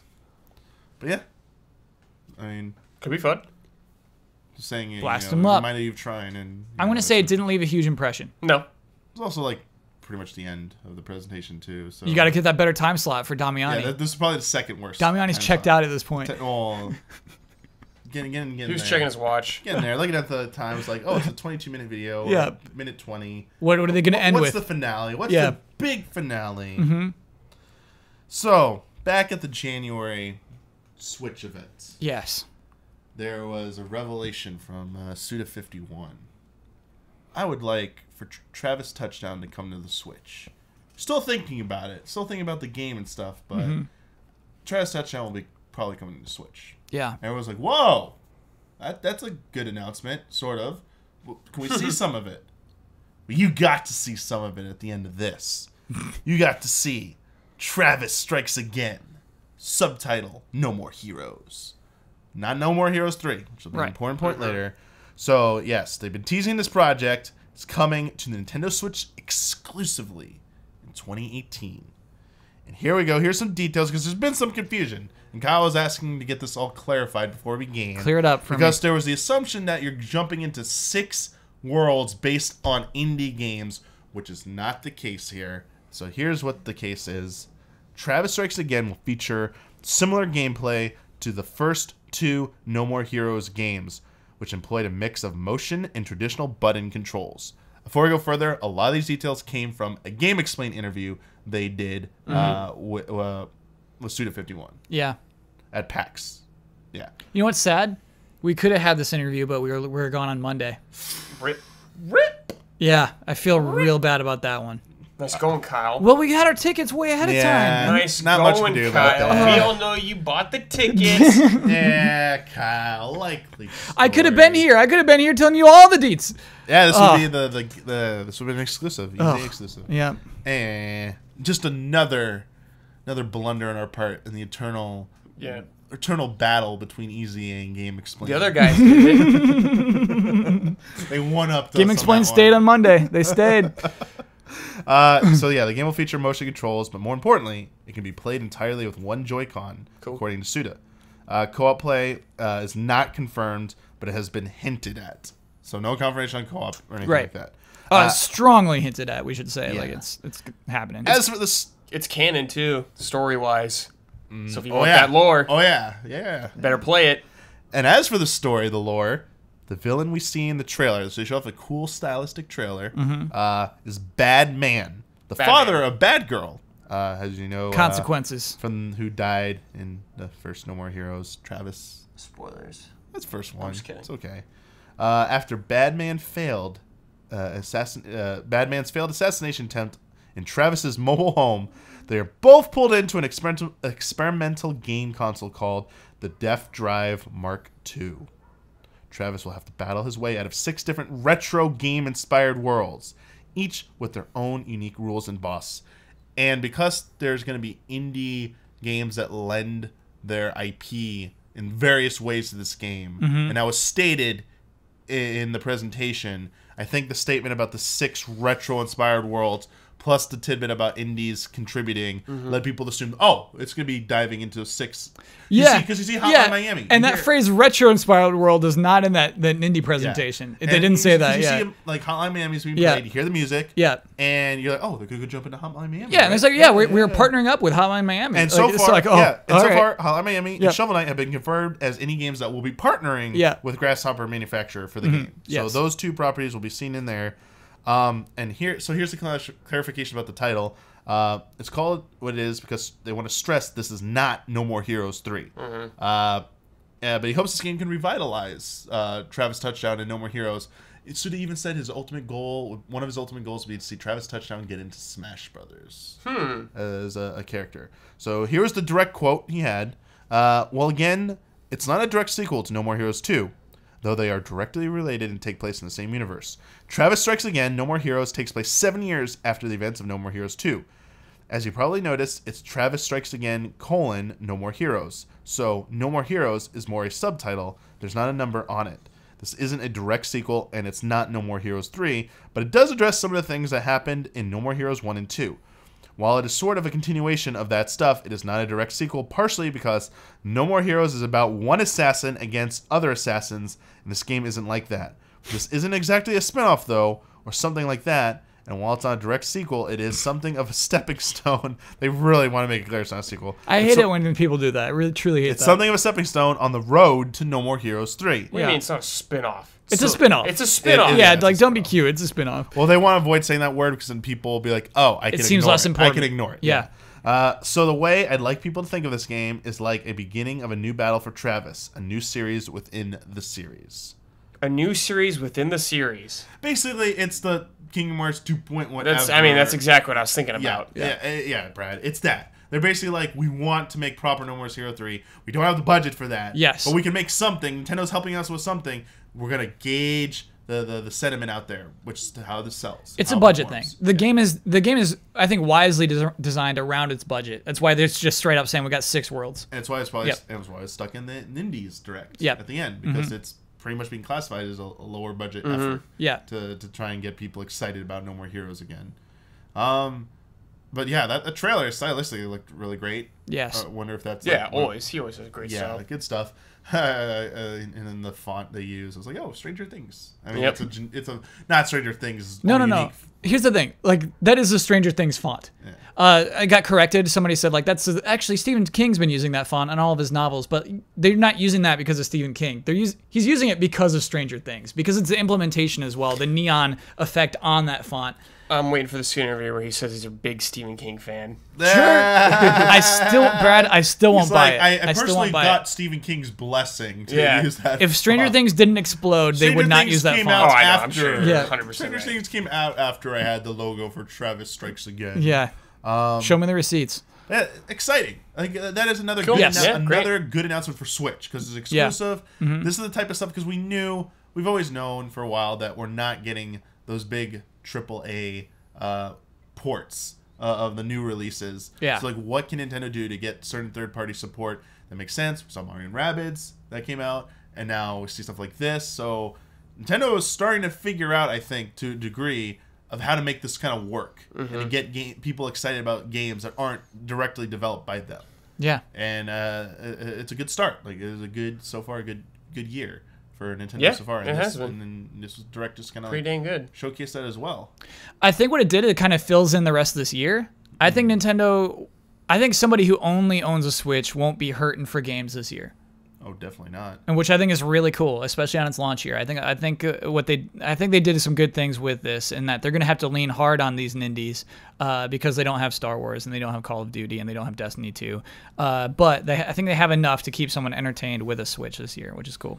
All this, they got Mario, they got Xenoblade 2 still on the docket for this year. I forgot Xenoblade 2 is I wonder if that'll make year, it. dude. We'll still see. It still says holiday or winter. They doubled down. They did. They really recently said, but they still won't give it. Dude, we've seen that all the time date. with like Zelda stuff. Yeah, we'll see. Again, I'll see when it's actually out. I'll believe it. Yeah. Actually, I need to ask the panel a question. Okay. Because I actually decided if we really wanted to, because we're already running a little long. We're getting along. We talked about it a little bit before about maybe discussing Mario and Rabbids. Yeah. Sure. But we have something else to talk about too. That's kind of important. You want to do like a lightning round? Yeah. So here's the thing. I reviewed Mario and plus Rabbids. Yes. And I know some of you might not have seen that review, so you don't know my thoughts. But I'm going to say, please go watch the review to see my full in-depth thoughts. I'm personally more curious about what Brad and Kyle think about Mario plus Rabbids with the amount they have each played. I'll go first since I've played a lot less than you guys. Sure. So my impressions will be a lot shorter. I've almost completed the first world. I think the mechanics that I've experienced in the game are actually really fun and clever. Like, I really love the how you can charge into characters, knock them over, and like get a different position. And I love the bouncing thing like that. And I unlocked a few of the skills where they kind of like have like, I think some of them have like a shield they can do, and Mario has like that Overwatch thing we were talking about. Yes. The level of exploration's okay. I think it's all right. Like, just going through like tubes and everything like that. I was hoping you could jump or something, but I think that's just asking too much.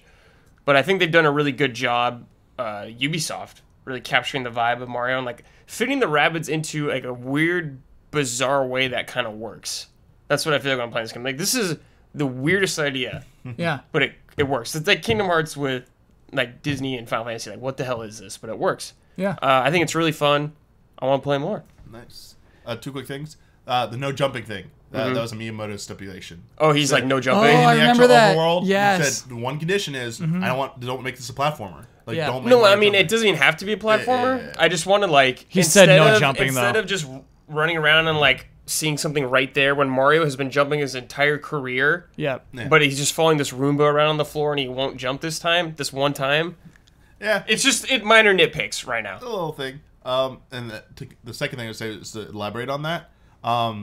The stuff you can do in the worlds, only increases the amount you can do Excellent. and the complexity of it. Great. The warp pipe stuff, like a lot of pipe-based puzzles. So it's still Mario themed, but Cool. if you do keep playing, I think you might see that. I wish you could rotate the camera fully also. I would like to see the environments like all the way from every angle if I wanted to. Yeah. Oh, do you mean like, up and down? Yeah, it's like Yeah. it's such a bright and colorful world. I just kind of want to see everything a lot, but I Yeah, can't. you want to Okay. like tilt it. Like that happened very early on with me. Yeah. And there are a few times we get shot long distance out of cannons, and you can kind of see the scale of the world that they put together. Yeah, I love But they those. do this weird like it kind of like gets blurrier and foggier and stuff because it's like zooming out. Yeah, it's a little weird that like you can't at any moment just tilt up to see this stuff, but they also have the interactions, the magnifying glass thing. Like click on this to see a scene play out. Oh, there's a rabbit on a toilet. Ha ha ha! Look at that. Like I think it's part of the exploration factor. But Yeah. Anyway, what about you, Kyle? I love it. I've finished the game at this point. I love how difficult it is. It's not easy. Ooh. Even on easy mode, I think you're presented with a challenge. And easy mode, Yes. what's up? Oh, sorry, finished. But I just want to agree with that. Yeah. Because I wanted to clarify something. Because I don't like how it's called easy mode. Right. Because all it does is refill your. It makes it easier in that it gives you your health back. And Because 50% bonus. yeah, it basically is a health bonus. Yep. Because some chapters, like World 1 is broken up into like 8-9 chapters. Some chapters contain multiple battles. Yeah. And sometimes, especially if you don't explore, whatever damage you took in that previous battle, your HP levels, that's what you go into the next battle. Yeah. I love which that. is some of the I love it because it also encourages you to swap out party members toward the end of the game, which is cool. encourage you to swap out, Yeah. and sometimes it might tell you like maybe I should just redo that battle. Like Yeah. if you like especially the scoring system, like oh I got the bronze trophy. Like you can see your errors and stuff. Like let me just redo that. I come back with full health. Go into the next thing. I like how they gave you. I do like the easy mode option because it's like all right, you know what I just want to play this. I do want to play this, but there's still challenge. You still have to challenge that level. Like it's not. Because you go into that level full health, it's not, oh, this is going to be a cakewalk now. Like, Yeah. even with the HP booster, you still can have a lot of problems with that. Which is cool. Yeah. It's really cool how hard this game is. The puzzles are interesting and sometimes hard themselves. But always, I think they make sense mechanically. They make sense visually. You always get what you're supposed to do. And the story is kind of fun. The story is only as intrusive as it should be. It's not in depth. It's not in your face all the time. And I think it's the right story for this game, and the right writing for this game. And so I think that's pretty cool. The environments, especially the third world, are just crazy. Ooh. Really interesting and fun environments, which is really interesting and not what I expected. And so yeah, I really really like that game. It's really. One criticism: Oh. Luigi is like overpowered. Really? Just normal Luigi? Yeah. Oh, Sniper Luigi? Yeah. Sniper Luigi, like you can't take him out of your party. Now you know why I wanted my lineup that I wanted. Yeah. I got angry because you have to have a mix of Rabbids and Mario Yeah. characters. I wanted Mario, Yep. Luigi, and Peach. That would be an overpowered team. I was like, yo, let's roll. So, you know what I had to settle for? I went with the Luigi Rabbid. Whoa. Because the secondary is bazooka. Like, really long range. Yeah. So it's not quite single target. It's not quite as powerful as a sniper. Yeah. But Rabbid Peach can heal. How do you go Rabbid Peach like that? No, Peach has... Because normal Peach has a heal that's part of her jump-off mechanic. Yeah. Which is...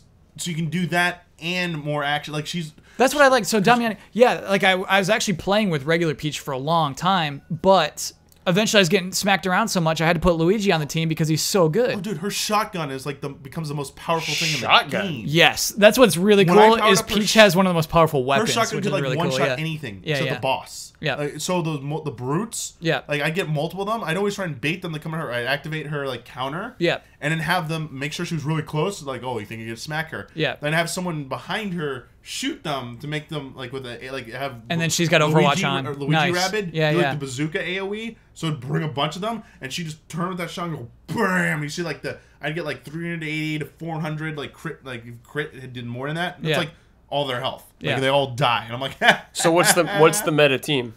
I mean, it varies. It does vary, which is nice. Is that like if you're doing the bonus levels and things, people actually swap out their team members and stuff like that. So there are 4 ultimate challenge levels, Brad. I tried to stream and do, and I failed horribly at all of them. Nice. When I looked at them up, like each one, someone used a very unique team for them, and like obliterated them when they knew what to do. But like my team comp wasn't the best for like really any of them. Yeah. Even though once I settled on that comp in the game, I started to roll pretty easily. Like I found myself having to only retry a level like maybe once or twice at most. And there were like maybe 1 or 2 instances on certain bosses where like screw it, I'm gonna use the HP boost. Like I just want to beat this boss. Like I don't want to like I know I could beat it in a few more attempts, but like let's just beat it. I gotta move on. Like stop. Like I was like laughing. I was like, I don't need this thing. Go away. Like what is this? Oh, this easy thing? mode. Yeah. I hear you. But yeah, it's good stuff because there's 8 different characters, 4 Rabbid versions of the Mario characters, and Mario, Luigi, Peach, and Yoshi. I didn't really use Yoshi. Yoshi shows up late. That's the problem. Yeah. Late game. Yeah. Like very end, and I was like, cool. Would have been nice if you introduced. I thought by World 3 you'd have everyone. And the nice thing is that you can actually skill up everybody equally, and so when a character does show up late, you can actually boost them back up. There's only 8 characters. Yeah. Oh man. And the other thing, the skill tree stuff, like you can at any moment you can add a combat, you can reset all your points back to default and then reallocate them. Oh, okay. So it's so not no permanent, penalty. and there's no weird item you gotta get to like redo it. It's just it's like a no consequences to it basically. So if you do a battle and you want like I really want to know how if I maxed out these abilities would it make it easier. And it's like, oh, that didn't work. But I clearly saw if I used this, it would have made it easier. So not only does it encourage you to like try out different combinations, but it's so easy to do that like it actually will help you out in some situations. Like, we need a lot of like there's a lot of like brutes and stuff. Like they're just throwing a bunch of brutes at you, so we need a lot of power. So let's max up everyone's like attack boost abilities and stuff and like that. Whereas, everyone's very scattered out. Let's max out like dash damage and jump damage and our range, like how far you can go after, like when you move and stuff, so you can cover more ground. Like there's a lot of different ways you can tinker with that. I think this game will have a sequel. Oh, definitely. I was gonna ask you, yeah. would you guys Definitely. want a sequel? Yeah. Unless somehow play it. it's a sales bomb, which no way that's happening. Yeah. It's definitely getting a sequel, even if it didn't sell above expectations. I think it will sell above expectations, but even if somehow it doesn't. They'll see the reactions to this game and be like, we gotta make a sequel. Everything we didn't think about doing, let's do it. Let's do it in that. I hope we see Square Enix step in and give us that true Super Mario RPG sequel. That's what I meant when I was talking about the story, Brad, is like initially when this was announced, I was bummed about the 8 characters and all that, but it's not that. It's not that RPG. Like, don't think of it like that kind of game. Yeah. And like that, then you have like a really good time with it. The thing I was bummed about is there's no Bowser that I could be. Sure. I want to be Bowser. Sequel. Save it. Sequel. DLC. Amiibo support. Just like There's amiibo support. the squad of Bowser and Luigi, or sorry, Waluigi and Wario and like Kappa. I don't know, like some other like that'd be so sick. Ludwig. Yes. I don't want Bowser Jr. Just to be clear. Hate him as an enemy. He sucks. Yeah. I never like interacting with him. For Bowser Jr. And when he's on Peach's, if you have Peach on your team with him, he calls her Mama the whole time. Here's the thing. Yes, good. Bowser Jr. in Mario Sunshine has that bandana over his mouth because it's like part of his transformation. For every other game after that, he just keeps the stupid bandana. He likes it. Not every other game. Every game it does, it makes no sense why he has just that likes bandana it. still. It's stupid. It's a bandana of his own mouth. He has a mouth here and he has a mouth bandana. You know who approved that? Miyamoto. Yeah, he loves that mouth bandana. I like that I can do all my pointless Nintendo rants on this podcast. There you There's go. a lot of them. Glad to provide you an outlet, Kyle. Good stuff. Mario plus Rabbids. Yeah, Yeah, I liked what I played. very good stuff. It's fun. What could possibly be also good stuff. It's a little rumor come out in the last day or so. Could be. We're recording this pretty late. We're recording this on the day. It's a Sunday. This is supposed to go up tonight. We'll see about that. It's like 4 o'clock. Yeah, it's 4 o'clock on the Sunday. It's supposed to go up tonight. This coming week, there's a rumor that there'll be a Nintendo Direct. So we'll see about that. But the rumor we're referring to, which could possibly be tied into Direct, is that during an AMA on Reddit, the developers behind Lickspear, it's an indie game where they did an AMA. One user asked about online rankings in the game. And in the answer was a very interesting quote regarding achievements coming to Switch. The answer was, Nintendo doesn't have an official support for achievements and leaderboards like Sony or Microsoft, but we know that they're working on it. And that was their statement. There's Finally. a follow-up. Do you have the follow-up too? What's the follow-up, Kyle? The follow-up was somebody said, "Hey, I don't think you were supposed to say that," and they said, "Whoops." We're pretty sure Nintendo announced something like that, right? Like Yeah. that was. I'm paraphrasing. Whoops. Yeah. Whoops. But finally. Whoops. So, the direct. Who knows if the direct is a response to that? Like it's like eek. The cat's out of bag. Maybe we should just say something. Sure. Like we were gonna do a direct anyway later, but let's move it up. It's about time for a direct. Yeah, we have no idea what's in the direct. Direct might have nothing to do with this whatsoever. But this is the first ray of light to give us some hope that maybe Nintendo has seen the error of their ways and is finally going to give us some kind of achievement system. Oh no, are you? This is your side? Are you taking this side? So here's the thing. I think Nintendo games are the most ripe for achievement trophy type stuff. And while I don't think, like, I think it is a little strange, the culture behind trophies and achievements, the obsession behind it, it is such an obvious and smart thing to include in your games. It was genius. Still is genius. The potency is worn off, but Nintendo seemed like the ace of like, yo, you know those Nintendo fans. As a Nintendo fan, you want to be like, I beat Victory Road. Look at that achievement. I beat it. And then another achievement, you beat it under this time with no deaths. Like, come on. This is like the history of high scores and stuff like that. Trace back to like arcades, Atari, and Nintendo. And a lot of people grew up with that stuff. We've evolved beyond it. I don't know. We've evolved beyond it. Why are we evolved beyond yeah, it? So I'm Kyle, thinking of why? Breath of the Wild. What I love about Breath of the Wild is there's no waste of your time in there. There's no wrong way to play that game. You can go fight Ganon immediately if you want to. There's nothing to stop you. That probably would have been an achievement.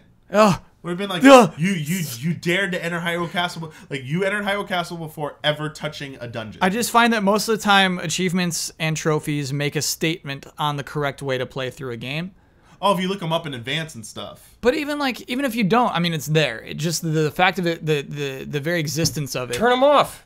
That's it. I know. I feel like I know. some of them are in there because developers are guessing you might do that. It's like fun. It's like, I mean, for you talking about Breath of the Wild, obviously it would have been one for like 120 shrines. Cool. Oh, you got all 900 Korok seeds. Cool. There's one too. Like, people would love to flout that one. How annoying that one is. But like it's like upgrading everything to max. Like, it's like you didn't do it. Like you finish the game, you get to the credits, you've saved Hyrule, and it's like you didn't do it. I can't tell you how many games there are that I do not 100% or platinum. And I Yeah. don't Most care. games. I don't care. Yeah, Most yeah. games. I get it. If it's a game I really care about and I love and I want to do everything in it, then that helps me with the metric. Yeah, that it helps me adds- understand what's 100% of that game. It adds longevity to a game. So I love Toby Fox when he put out Undertale on PS4.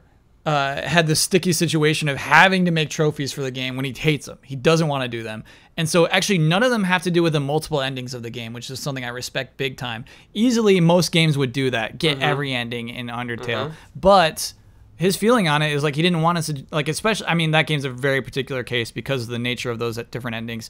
But I just love that. I love that idea of not making any judgment on the way that you're playing through the game. Yeah, you can make trophies different. They don't have to be get this ending kind of trophy. We know what Zelda's going to be. It's 100% going to get all those Korok seeds. For get Zelda, all if the, you're gonna scale that's like a bragging right thing. 100%ing the game would have been a thing. But I get your point also because like it seems like they want to encourage it. They make that Korok seed mask because they want to encourage people trying to get them all. I mean, yeah, that is part of it, but I also feel like Nintendo can be a little quirky and creative sometimes.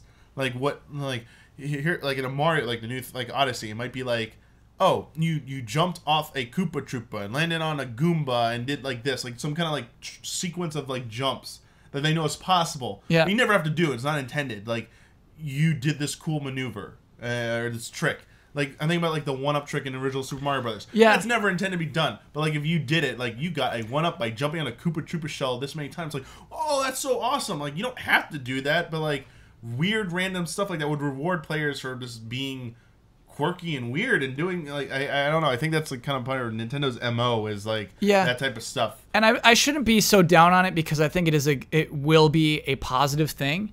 It will increase player engagement, and I think that's really like the financial reason why achievements exist is like they keep you playing the games. They make you more invested in the games, and they make you more invested in your catalog and more invested in the entire ecosystem where people were buying games just for achievements and trophies. So yeah, I get it, and I think it'll be good for Nintendo.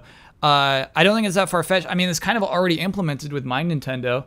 If you're playing the dumb Fire Emblem game, exactly. There are achievements. Developers wanted to put them in the game. But there is no universal achievement system. Yeah. Just do it. Yeah. It's such an easy thing. I don't think it's easy. Sorry. It seems like such a simple concept that them ignoring it. Yeah. Either for the sake of we're Nintendo, we do things different. Is so like stubborn. Like that's what it felt. You always felt like to concede just a little. Like it's okay if you follow in the footsteps of what some other people are doing. You can't always be the leader in everything. Like that's arrogance right there. Come on. Yeah. Like it's okay. Like I think it's a lesson Nintendo sometimes needs to learn is that it's okay to borrow from other people. Like you do other great things, but if everyone wants this, just give it to them. Like who cares? Like whose pride are you're hurting your pride, but like your fans and your consumers like we want this though. Who cares? Like it also adds so much time to testing, which I'm not sure is an actual. I just remember this from when I had to do QA. Is getting the trophies is the hardest part of making sure that the current build is fine, because you have to get every trophy every time there's a new build. That just sucked. And so I wonder if on a bigger level, like just implementing trophies into your game adds way more time into QA. I'm curious about that. I mean, hire more QA people. I don't know, like it's greatly going to benefit the consumer. I get you, Brad. Into it, you know, like it sucks for the people working. Of course, like I'm sure when PS4 Pro and Xbox One X are coming out now, it's like another thing developers have to think about when they're making their game. Yeah. But it's for the consumer. Yep. You know, and everyone has them. Clearly, people like them, and it's success. Yeah. I just don't understand why they didn't have them there. If you don't want them, you turn them off. You don't even have to think about it. It's there for people who want it, and you don't need it if you don't. Cool. You'll see about turning them off. You can't even back up your save data. Well, like you can turn off notifications, which is what I do. It Switch. feels like, nice. Yeah. Switch is still pretty sparse with some of their the options and features on that system. I mean, they're due for an update. They're due for an update. Has a lot of problems still. Yeah. Virtual console. Yeah. So we'll see. If it happens, nice. Do we think Virtual Console will have achievements? I wish, dude. Are you kidding me? That would get me to play so many more old games. That'd be great. Would be a strength. That'd be so fun. That'd be something good to leverage. But we'll see. Like Damiani would be salivating if they had him in the original Zelda. The original Zelda. Super Mario. How fast until Damiani can get the platinum in Zelda? Super Mario Brothers. Kyle Bosman. Can you beat it without dying? Original Super Mario. Oh no, I can't beat it regular. I love that. Let's make that. Let's make that achievement, fun, and then we're making that a stream where I try and teach you how to beat it without dying. Before we move on, I do want to say one thing: is that I actually really like the idea of the platinum. I like that much more than the 1,000 out of the 1,000. Oh, the gamer score. Yeah, and that is one thing I actually hope that they would copy. Seems this classier. idea that there's this one overall, which means that I did it. I 100%ed this game. I got that one thing. Especially if they add rewards. Like some games, you get like a theme or something like that if you get the platinum. I remember Final Fantasy 13 had kind of stuff like that. Yeah. Incentives for getting those. Which would be cool. Could be cool. I can see how it could also be a drawback. It's like I really wanted that, and you're really holding it behind this really annoying. Oh, I mean, it'll probably be like silver and gold coins, like they do with Miitomo and stuff like that. You know. I mean, who cares? They hold everything back behind amiibos already. Yeah. It doesn't matter. Yeah, doesn't matter. We're gone. We're gone. Like, the integrity of the game design is out the window already when amiibos came into it. I don't want to hear any of that from, like, Nintendo. Yeah, it's not, they're not above doing this. So, we'll not be surprised to see it. As long as your coffers are full, you don't care. So, don't be surprised if we see achievements in the near future on Switch, joining the ranks. But it is time to move on to questions submitted by our loyal patrons who are $5 and up in a segment which I apologize, I made the post for this. I said I'd like to stop calling this last call because the last call concept fell in when we used to do these when the questions had to be themed about the subject of what we were talking about. Yeah. So it was their last chance. Mm-hmm. So it was like, it doesn't really make sense anymore. It's too generic. It's too generic now. So I asked the question about, can I just like change the name of this? You said, what do you want? You made the post. And then two, I was like, can I just call it like, Players Pulse, or like let's name it after the Nintendo Power Players section. Pulse, that's just a good idea. So let's call it Players Pulse. So we're gonna stick with that until people complain. We're gonna rename the section to our Players Pulse. Players Pulse. This is with Carson Daly. Yeah, this is the friend code Players Pulse. Okay. Because we gotta brand it. Because we gotta make sure it's not the Nintendo Power version. So but we're keeping though with Carson Daly, right? Sure, with Carson Daly. Careful. As approved by Kyle. Careful. Strike on this video. Asterisk. Yeah. Can't monetize it now. Okay. I'm kidding. Anyway, so welcome to the new Players Pulse. We got 2 questions this week. Cool. From the $5 and up patrons. First one comes from Matthew Kaufman. How do you think the Wii U will be remembered in 20 years? 20 years. An underrated gem like the Dreamcast, or a waste of time like the Virtual Boy, or somewhere in between? So Dreamcast is how many years? It was 99. That's 99, so we're almost 20 years. Okay, so we're 17 years for that one. Okay. Close. No, 18. What am I Here's doing? what I'm going to think It's about. 18 years. I'll tell you what I'm going to think about. Okay. When I think of the Wii U, I'm going to think some cool games, really annoying gamepad, and setting it up was a pain in the ass. Way too many peripherals with that thing. Like, do you remember playing Virtual Console on that thing? You got your sensor bar. You got your pad. You got your classic controller plugged into a Wiimote. Brad, I set it up. I have to set that thing Yeah, up. I remember week. doing that game trailer just being like, oh, I gotta play Wii U. Yeah. Like, when I think back, I was not a Dreamcast person. I was not a Sega person. But now looking back on it, like, Dreamcast seemed like a cool system. Yes. Like, the actual It was. hardware. It was cool. Is still viewed as cool. Like, That awesome. VMU. I think when people praise the Wii U, it is because of the software library it had. If they look fondly back in 20 years, like, look at those great exclusives it had. Bayonetta It have a 2, lot, Tropical but look at Freeze. those. And then people were like, look at Miiverse. That was such a cool thing. Yeah. Miiverse. I think Miiverse will be looked at fondly. Yeah. But the actual system itself with the gamepad, I don't like that. I think some people would look back and like, oh, that was a cool concept ahead of its time. Like, well, it was not ahead of its time. There already were like tablets and stuff that existed. Like Nintendo, the problem was they didn't go mobile enough with the gamepad. You could not take it anywhere. Yeah. Switch, The biggest difference between Switch. Yep. Well, I mean, they didn't have the tech. Yeah. They just couldn't. The tech wasn't there. Sure, Or wait. they didn't have the tech. They weren't Apple. They weren't Yeah. Apple. They didn't have like those resources and that cutting edge technology and stuff. Nintendo's never been about that type of cutting edge technology. I think at the very least it'll be looked at fondly for its software. Yeah. But like I will not look fondly back on the hardware and be like, it was basically a Wii HD with the silly peripheral. Way too many, as Brad elaborated on, way too many of that complex stuff to access stuff. And honestly, it came too late.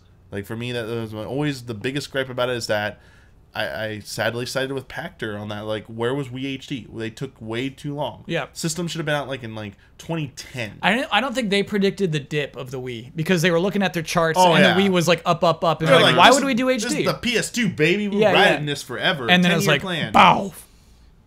I don't know. Kinect came out. I don't know why it tanked. I don't know what happened. Xbox is like, you know what? I think that HD got prevalent enough. Yeah, like, it did. like People had HDTVs. HDTVs. Yeah, you're right. HD became commonplace. Everyone's like 1080. It finally, like, we're right now where I'm like, oh, 4K, whatever. Yeah. We're eventually getting to a point where it was like, you don't have 4K, are you dumb? Yeah. And people would be like, oh, Switch can do 4K? Like, there'll be a point where people are like, wow, every other system does 4K, but Switch can't even do 4K? Like, what is this SD system? And you'd be like, surreal. That was the problem back in the day. Like, we was like 480p. Yeah, Can't even do 720p. What is this thing? Comparing to Dreamcast, that was Sega trying their hardest. At tech. Yes. Yeah. And so like Dreamcast does have a different legacy because there was I feel like more effort. And obviously I don't want to say the Wii U wasn't a lot of effort. There was a ton of effort put into R&D and everything. But it just seemed like every decision Nintendo was making at that time was disrespectful to its own audience. Whereas the Dreamcast seemed like they were just doing everything they could to launch a successful console. It really seemed like a huge effort behind it. It had more soul, I guess you could say. What was the end? And a pretty good vision, like, too, in terms of, like, they knew what their Sega properties were. They knew about their strength with their arcade background. Like, Sega systems are pretty well known for, like, good arcade ports. Yeah. Obviously, like, Neo House Geo of the and stuff, Dead. and TurboGrafx, or PC Game System, or Twin Engine. All that stuff was also known for that. But, like, for mainstream, like, consumer-friendly, like, not priced ridiculously, is like, oh, Sega. You want good arcade stuff? Like, go Sega. And Dreamcast is like, look at these games. We got a broadband port on the back of this thing. That too. Yep. Yeah. Like, it was pretty unique. I think the problem they suffered was that their own stable of horses wasn't as strong as, like, say, a Nintendo. When, like, Nintendo has to rely on their own stuff when they lose the third-party support. Like, PlayStation 2 comes out and goes, hi, everybody. Yeah, bye. Look at us. You're dead. Or like, everyone wants PlayStation 2. Every developer wants to be us. We're more powerful than you, Dreamcast. DVD player. Yeah, DVD player. Like, Yeah. PlayStation just came in and, like, steamrolled them with, like, every bit of muscle they had behind them, which was huge. Like, no one. Like, honestly, like, that was a problem. Like, Sega only had so much strengths left within it. But they were good what they had. Yeah. And it was clear they were on the last leg, and they chose to challenge it at that point like that. And I don't know. I mean, I'm sure there's some Sega historians who will have great essays about what maybe Sega could have done differently to stave it off. But looking back on it, it seemed like so inevitable at that point. Yeah. It might have happened a little sooner, I think, than I I think they just lost a lot of money from before, too. It was Right, just like, I feel like the Saturn- Saturn. Exactly. Oh, yeah, you got to back up and go to Saturn for that, to talk about, like, the misfire of the Saturn. Like, Right. a lot of people were like, what happened with Saturn? Such a miscalculation with that. And then trying to recover Dreamcast was asking it to do just too much. Right. Too much in the face of the powerhouse that was Sony, and Nintendo still doing as okay as they were back then. It was just like, and then Microsoft entering the frame, like, hey, you got another console to compete with, and they had a bit of buzz coming behind them. It was just, They had financial backing. The Xbox was allowed to be a failure because Microsoft made it. and Sega did not have those deep pockets. Even Nintendo had pretty deep pockets for this time with their war chest.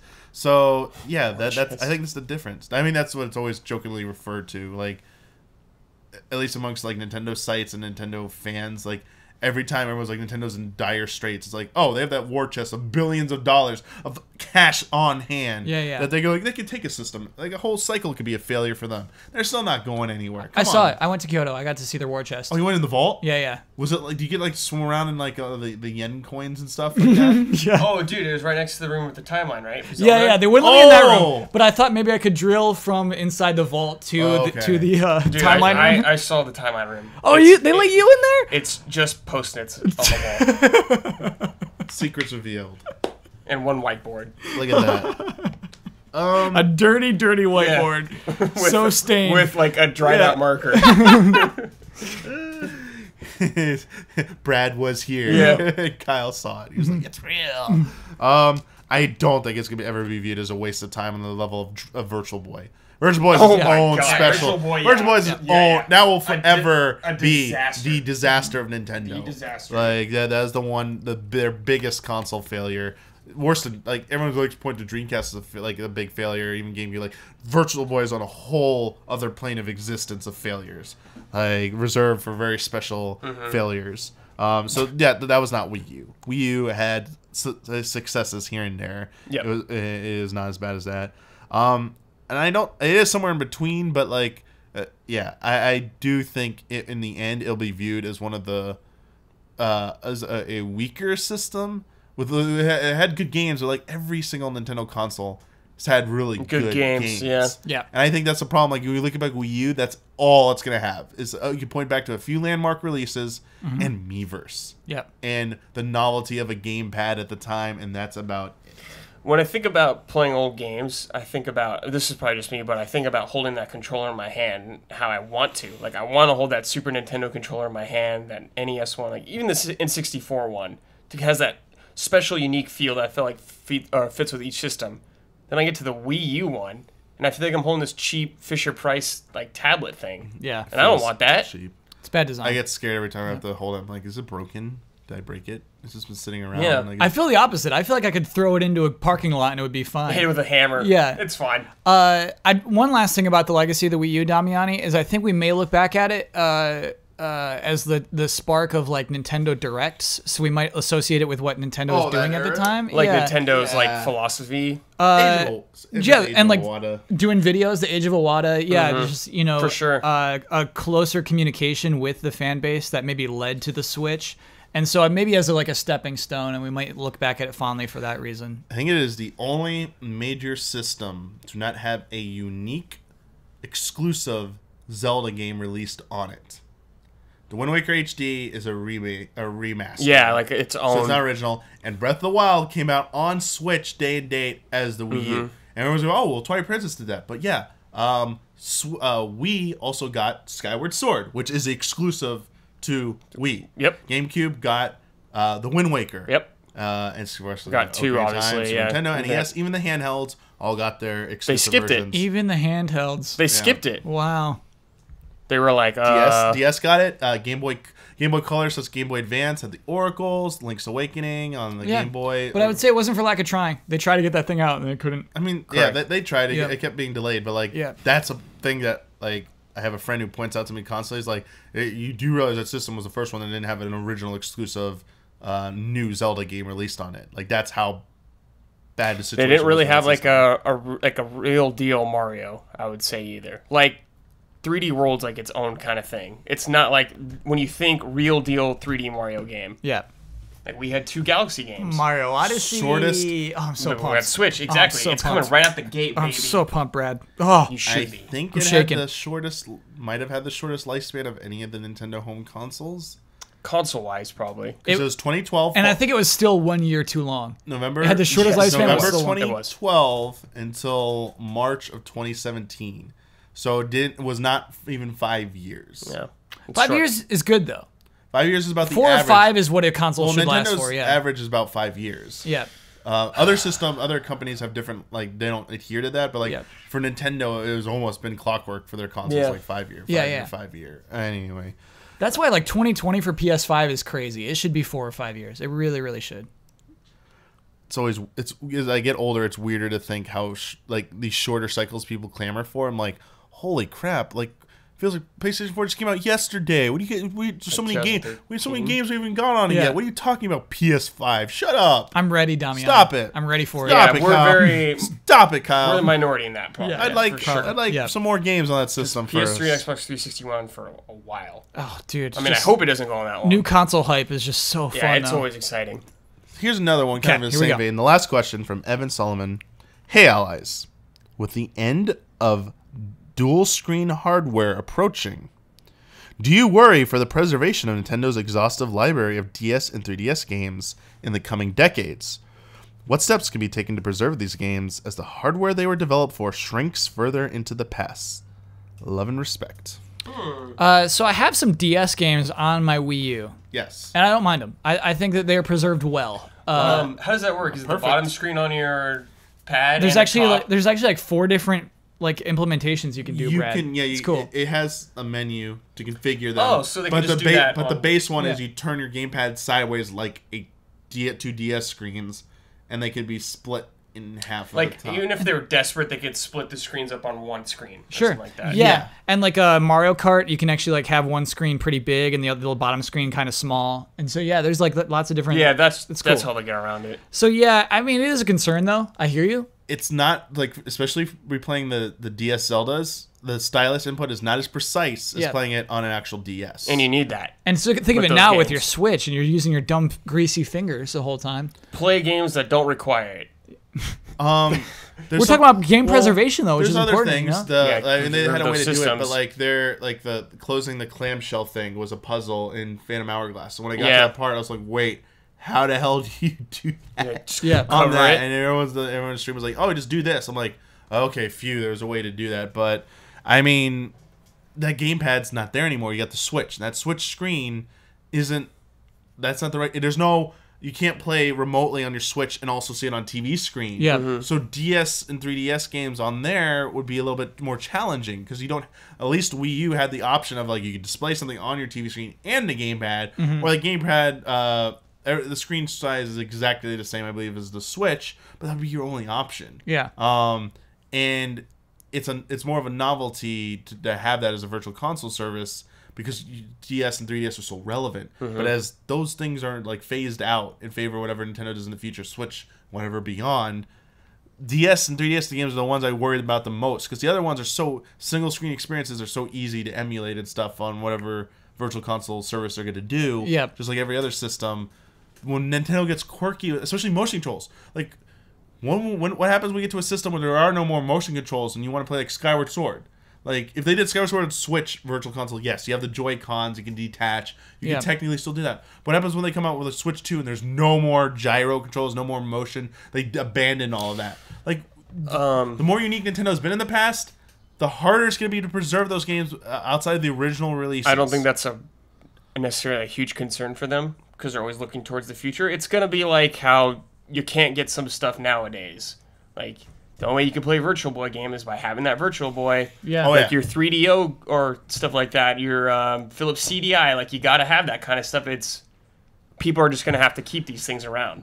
Yeah. But I feel like there are certain titles, no matter what company it is, especially in games, landmark titles that continuously get re-released in some fashion, and they're so easy to do. And I know I keep picking on it, but like Skyward Sword, it might not be my favorite Zelda game, but it's still a console Zelda game. Unless they redo that game to adjust for traditional controls, which would take a lot of work. Take a lot of work. Yeah. That is going forward. If they abandon motion control support on future systems, it's going to be harder and harder for a huge entry in one of the biggest video game series to replay that. Yeah. You'll be like, oh, I can go play any of the Zelda games super easily, even Twilight Princess, because they could just take the GameCube version and keep reporting that one because they made one without motion controls. But you got Skyward Sword. Even Phantom Hourglass, if they like that one, I could see being easier to rework with traditional controls. There's a few spots where you got to draw on the puzzles or whatever. You have to do that all the time. They could change it to like a multiple choice. Oh yeah, like Okami and stuff too. Actually, like, Okami's you got know the puzzles where professional, you know the answer, but like until you discover it in the game, it won't let you do it. Yeah. There are easier workarounds, but like most like the combat in Breath of the Wild, like the like moving the controls around like in free space like that, I think it could be reworked. But like I think it's the most unique degree of expression of motion controls and I'm thinking of like the battles and where you have to specifically hit a slash. I mean, Raiden, he's got sword control. Like you can actually kind of control your slashes. That's always been like you I've could seen kinda do it. articles. Yeah, there have been articles by they slow down the whole people. game though when he does that. Yeah, that's what it would take. I They think. do, but like there are articles where people said like there are other analogous games that have very precise sword swinging action that Nintendo could try and emulate if they're going to try and take away the motion controls. They could even go to the extreme degree of completely redoing some of those battles to be more traditional. Oh, the puzzle base, if you had to slash this way, is gone. Like you just have to hit the sword swing at the right time. So it would take away a lot from what the original experience was, and would Nintendo be comfortable doing? Yeah, this is the whole problem. They could just make a new peripheral for that certain type of game if they wanted. If they rebrand or they give Skyward Sword out again, it comes with like a new thing, like it did when it came out. You could buy it with the Wiimote. The Wii Classic. The Wii Classic, sure. It's happening in 20 years. Mark it down. Dude, I don't see Wii why Classic not. with Skyward Sword. Go back to being the... Because really, like, Joy-Cons suck. Joy-Cons are bad controllers. Yeah, don't really want to play with one. Yeah. When they're separated. Yes. And they're not the best when attached to the system either, but they're serviceable. But on their own, and I don't like playing that way. Yeah. I don't like the motion controls. I don't care about them. Yeah. It's weird because I'm championing, like, we got to preserve Skyward Sword, but at the same time, I'm like, please ditch these motion controls. They suck. Like, deep down, I really want them to remake Skyward Sword with traditional controls somehow. I would be 100% in favor of that. I might view that game more favorably somehow. You will. You'll realize it's the best. Design stuff was mostly my big problem. But anyway. It's easy there. Satellite coming. Skyward Sword someday. With Skyward Sword, it worked more because they went all in with it. All in on that game. Yeah. Not like added on with Twilight Princess, kind of like this kind of crap. Exactly. I agree. And we'll see. But like that's definitely something. It's like you can do Mario Galaxy without the the one. Oh yeah, You can figure it out. Please. Yeah. Yes. Oh yeah, I mean, we'll see. Mario Galaxy is a good one to bring up too. Okay. You can. There already are mods that you could do most of that stuff with the GameCube. Or are people controller. like playing Land Dolphin and everything? Yeah, Okay, you all right. don't need the motion. It's very Yeah, you use like the right analog stick. yeah. and you can do Almost it. any game that has like a small gimmicky control, they found a way to remap it. Cool. Anyway, but yeah, to answer the question, I do have some concern about Sure. DS and 3DS games going forward. A lot of them will work because they were very traditional. They just used the bottom screen as a map or something. Yeah. And all that, but yeah, some of those unique games, as time goes on, it's gonna be, as you said, some of them are just gonna be like, as you said, Brad, you gotta go get the original and somehow figure out how to play it. Just like some, Yeah. Which, to be honest with you, I'm fine with. I'm fine with. I don't want to see Nintendo say like, oh well, we need to make this backwards compatible. We need to keep all of the games that we used to make, and then like modifying their designs to keep all the backwards stuff compatible. Like it's okay to move on. You need to move on and You got to think move about on the sometimes. future kind of thing. Yeah. Yeah. I mean, Damiani, with preservation, I'm more scared about digital-only games just going away, like Scott Pilgrim, for example, Yeah. like PT. MMOs, dude, just Yeah, MMO is just gone. done. Yeah. yeah, that's a scarier prospect, Yeah. honestly. Yeah. At least, this way, if you have the hardware and stuff, they can't Yeah. pull the game away from you. And I'll be confident I could like find like Nintendo systems to buy if I want. Yeah, I think of all the systems, you probably don't have to worry. I mean, Like some of the like a 3D like a CDI will be way harder to find. Oh, yeah. That Yeah. works. 100 years from now, you'll be able to get a Nintendo DS. If you wanted a Nintendo DS 100 years from now, you'll might still be able cost to you get a lot one. of money, but I don't know. it might They're There's just so many littering out the there. streets, There's yeah. so many DSs out there. I think 100 years from now, you'll still But be there's able so to get many one. extensive communities dedicated to not just preservation, but like the care and repair Yeah. of Nintendo systems. A lot of the people who used to work in repair centers, they know how to the tools they use. They tell you how to like specially order them. Like they're not that expensive, so they exist all the way back to the NES. There are NES repair kit stuff you can buy to fix an existing NES. Yes. That's cool. But yeah, that's Like I wouldn't be surprised if there's like a third party thing, like a Retron 5, but just like a DS kind Oh, of thing, that's where you could just cool play idea. old games on it. eventually. Yeah, they'll eventually, probably yeah. do Yeah, that, something like that in the Yeah. future. So don't worry too much. It is a small concern, but But digital, be scared. Be scared. but be scared of digital. Thank you both for those questions. Really good discussion there. Again, we keep going longer and longer at this show, so I apologize to the panelists. Of course, everyone who's listening is like, yeah, longer. I love this stuff. And it's like, Yeah. no, I want to keep it down to an hour. I'm going to miss kickoff. Yeah, I'm sorry. I forgive you. My That's Uncharted okay. time. This is a fun podcast. This is a fun podcast. Yeah, it's it's a always good one. good discussion. One of the greats. All Greats podcast edition. I'd put it in. Hall of Hates. Hall Gotta of- make that happen. Oh, Hall of Hates is a new thing. We got a Hall of Hates. What? Yeah, That yeah. too Oh. came up. Dude, I'm so glad I missed that stream. Hall Yeah. of Hates. Hall of Hates. But thank you again both for Oh, yeah, absolutely. taking your time Yeah, out of dude. your Sundays to come do this. I'm always down And, to talk uh, Nintendo. Always fun times. Thank you all of our listeners and watchers, no matter where you watch this, whether it's on YouTube, whether it's on iTunes, SoundCloud, Stitcher. It's on Google Play now. Any of those places, Covering you all can those check it bases. out. Google Play. Thank you again for your support. And again, if you want to submit a question for the next edition of Players Pulse, I'll be putting up the post 1 week or the week of the recording of the new episode is when I do those. That's Sunday around that time. If I don't up, patrons can submit those questions. And thank you again for joining me. And geez, I'm sorry. Just think about if this Nintendo Direct happens this week. We got to go another week and a half without another episode. We could do it like a Skype minisode or something. Yeah, I was We'll like, think about it. man, We'll think of we gotta solutions. think about some solutions for Yeah. that. But anyway, thank you again for your continuous support, and we will see you next time on Friend Code.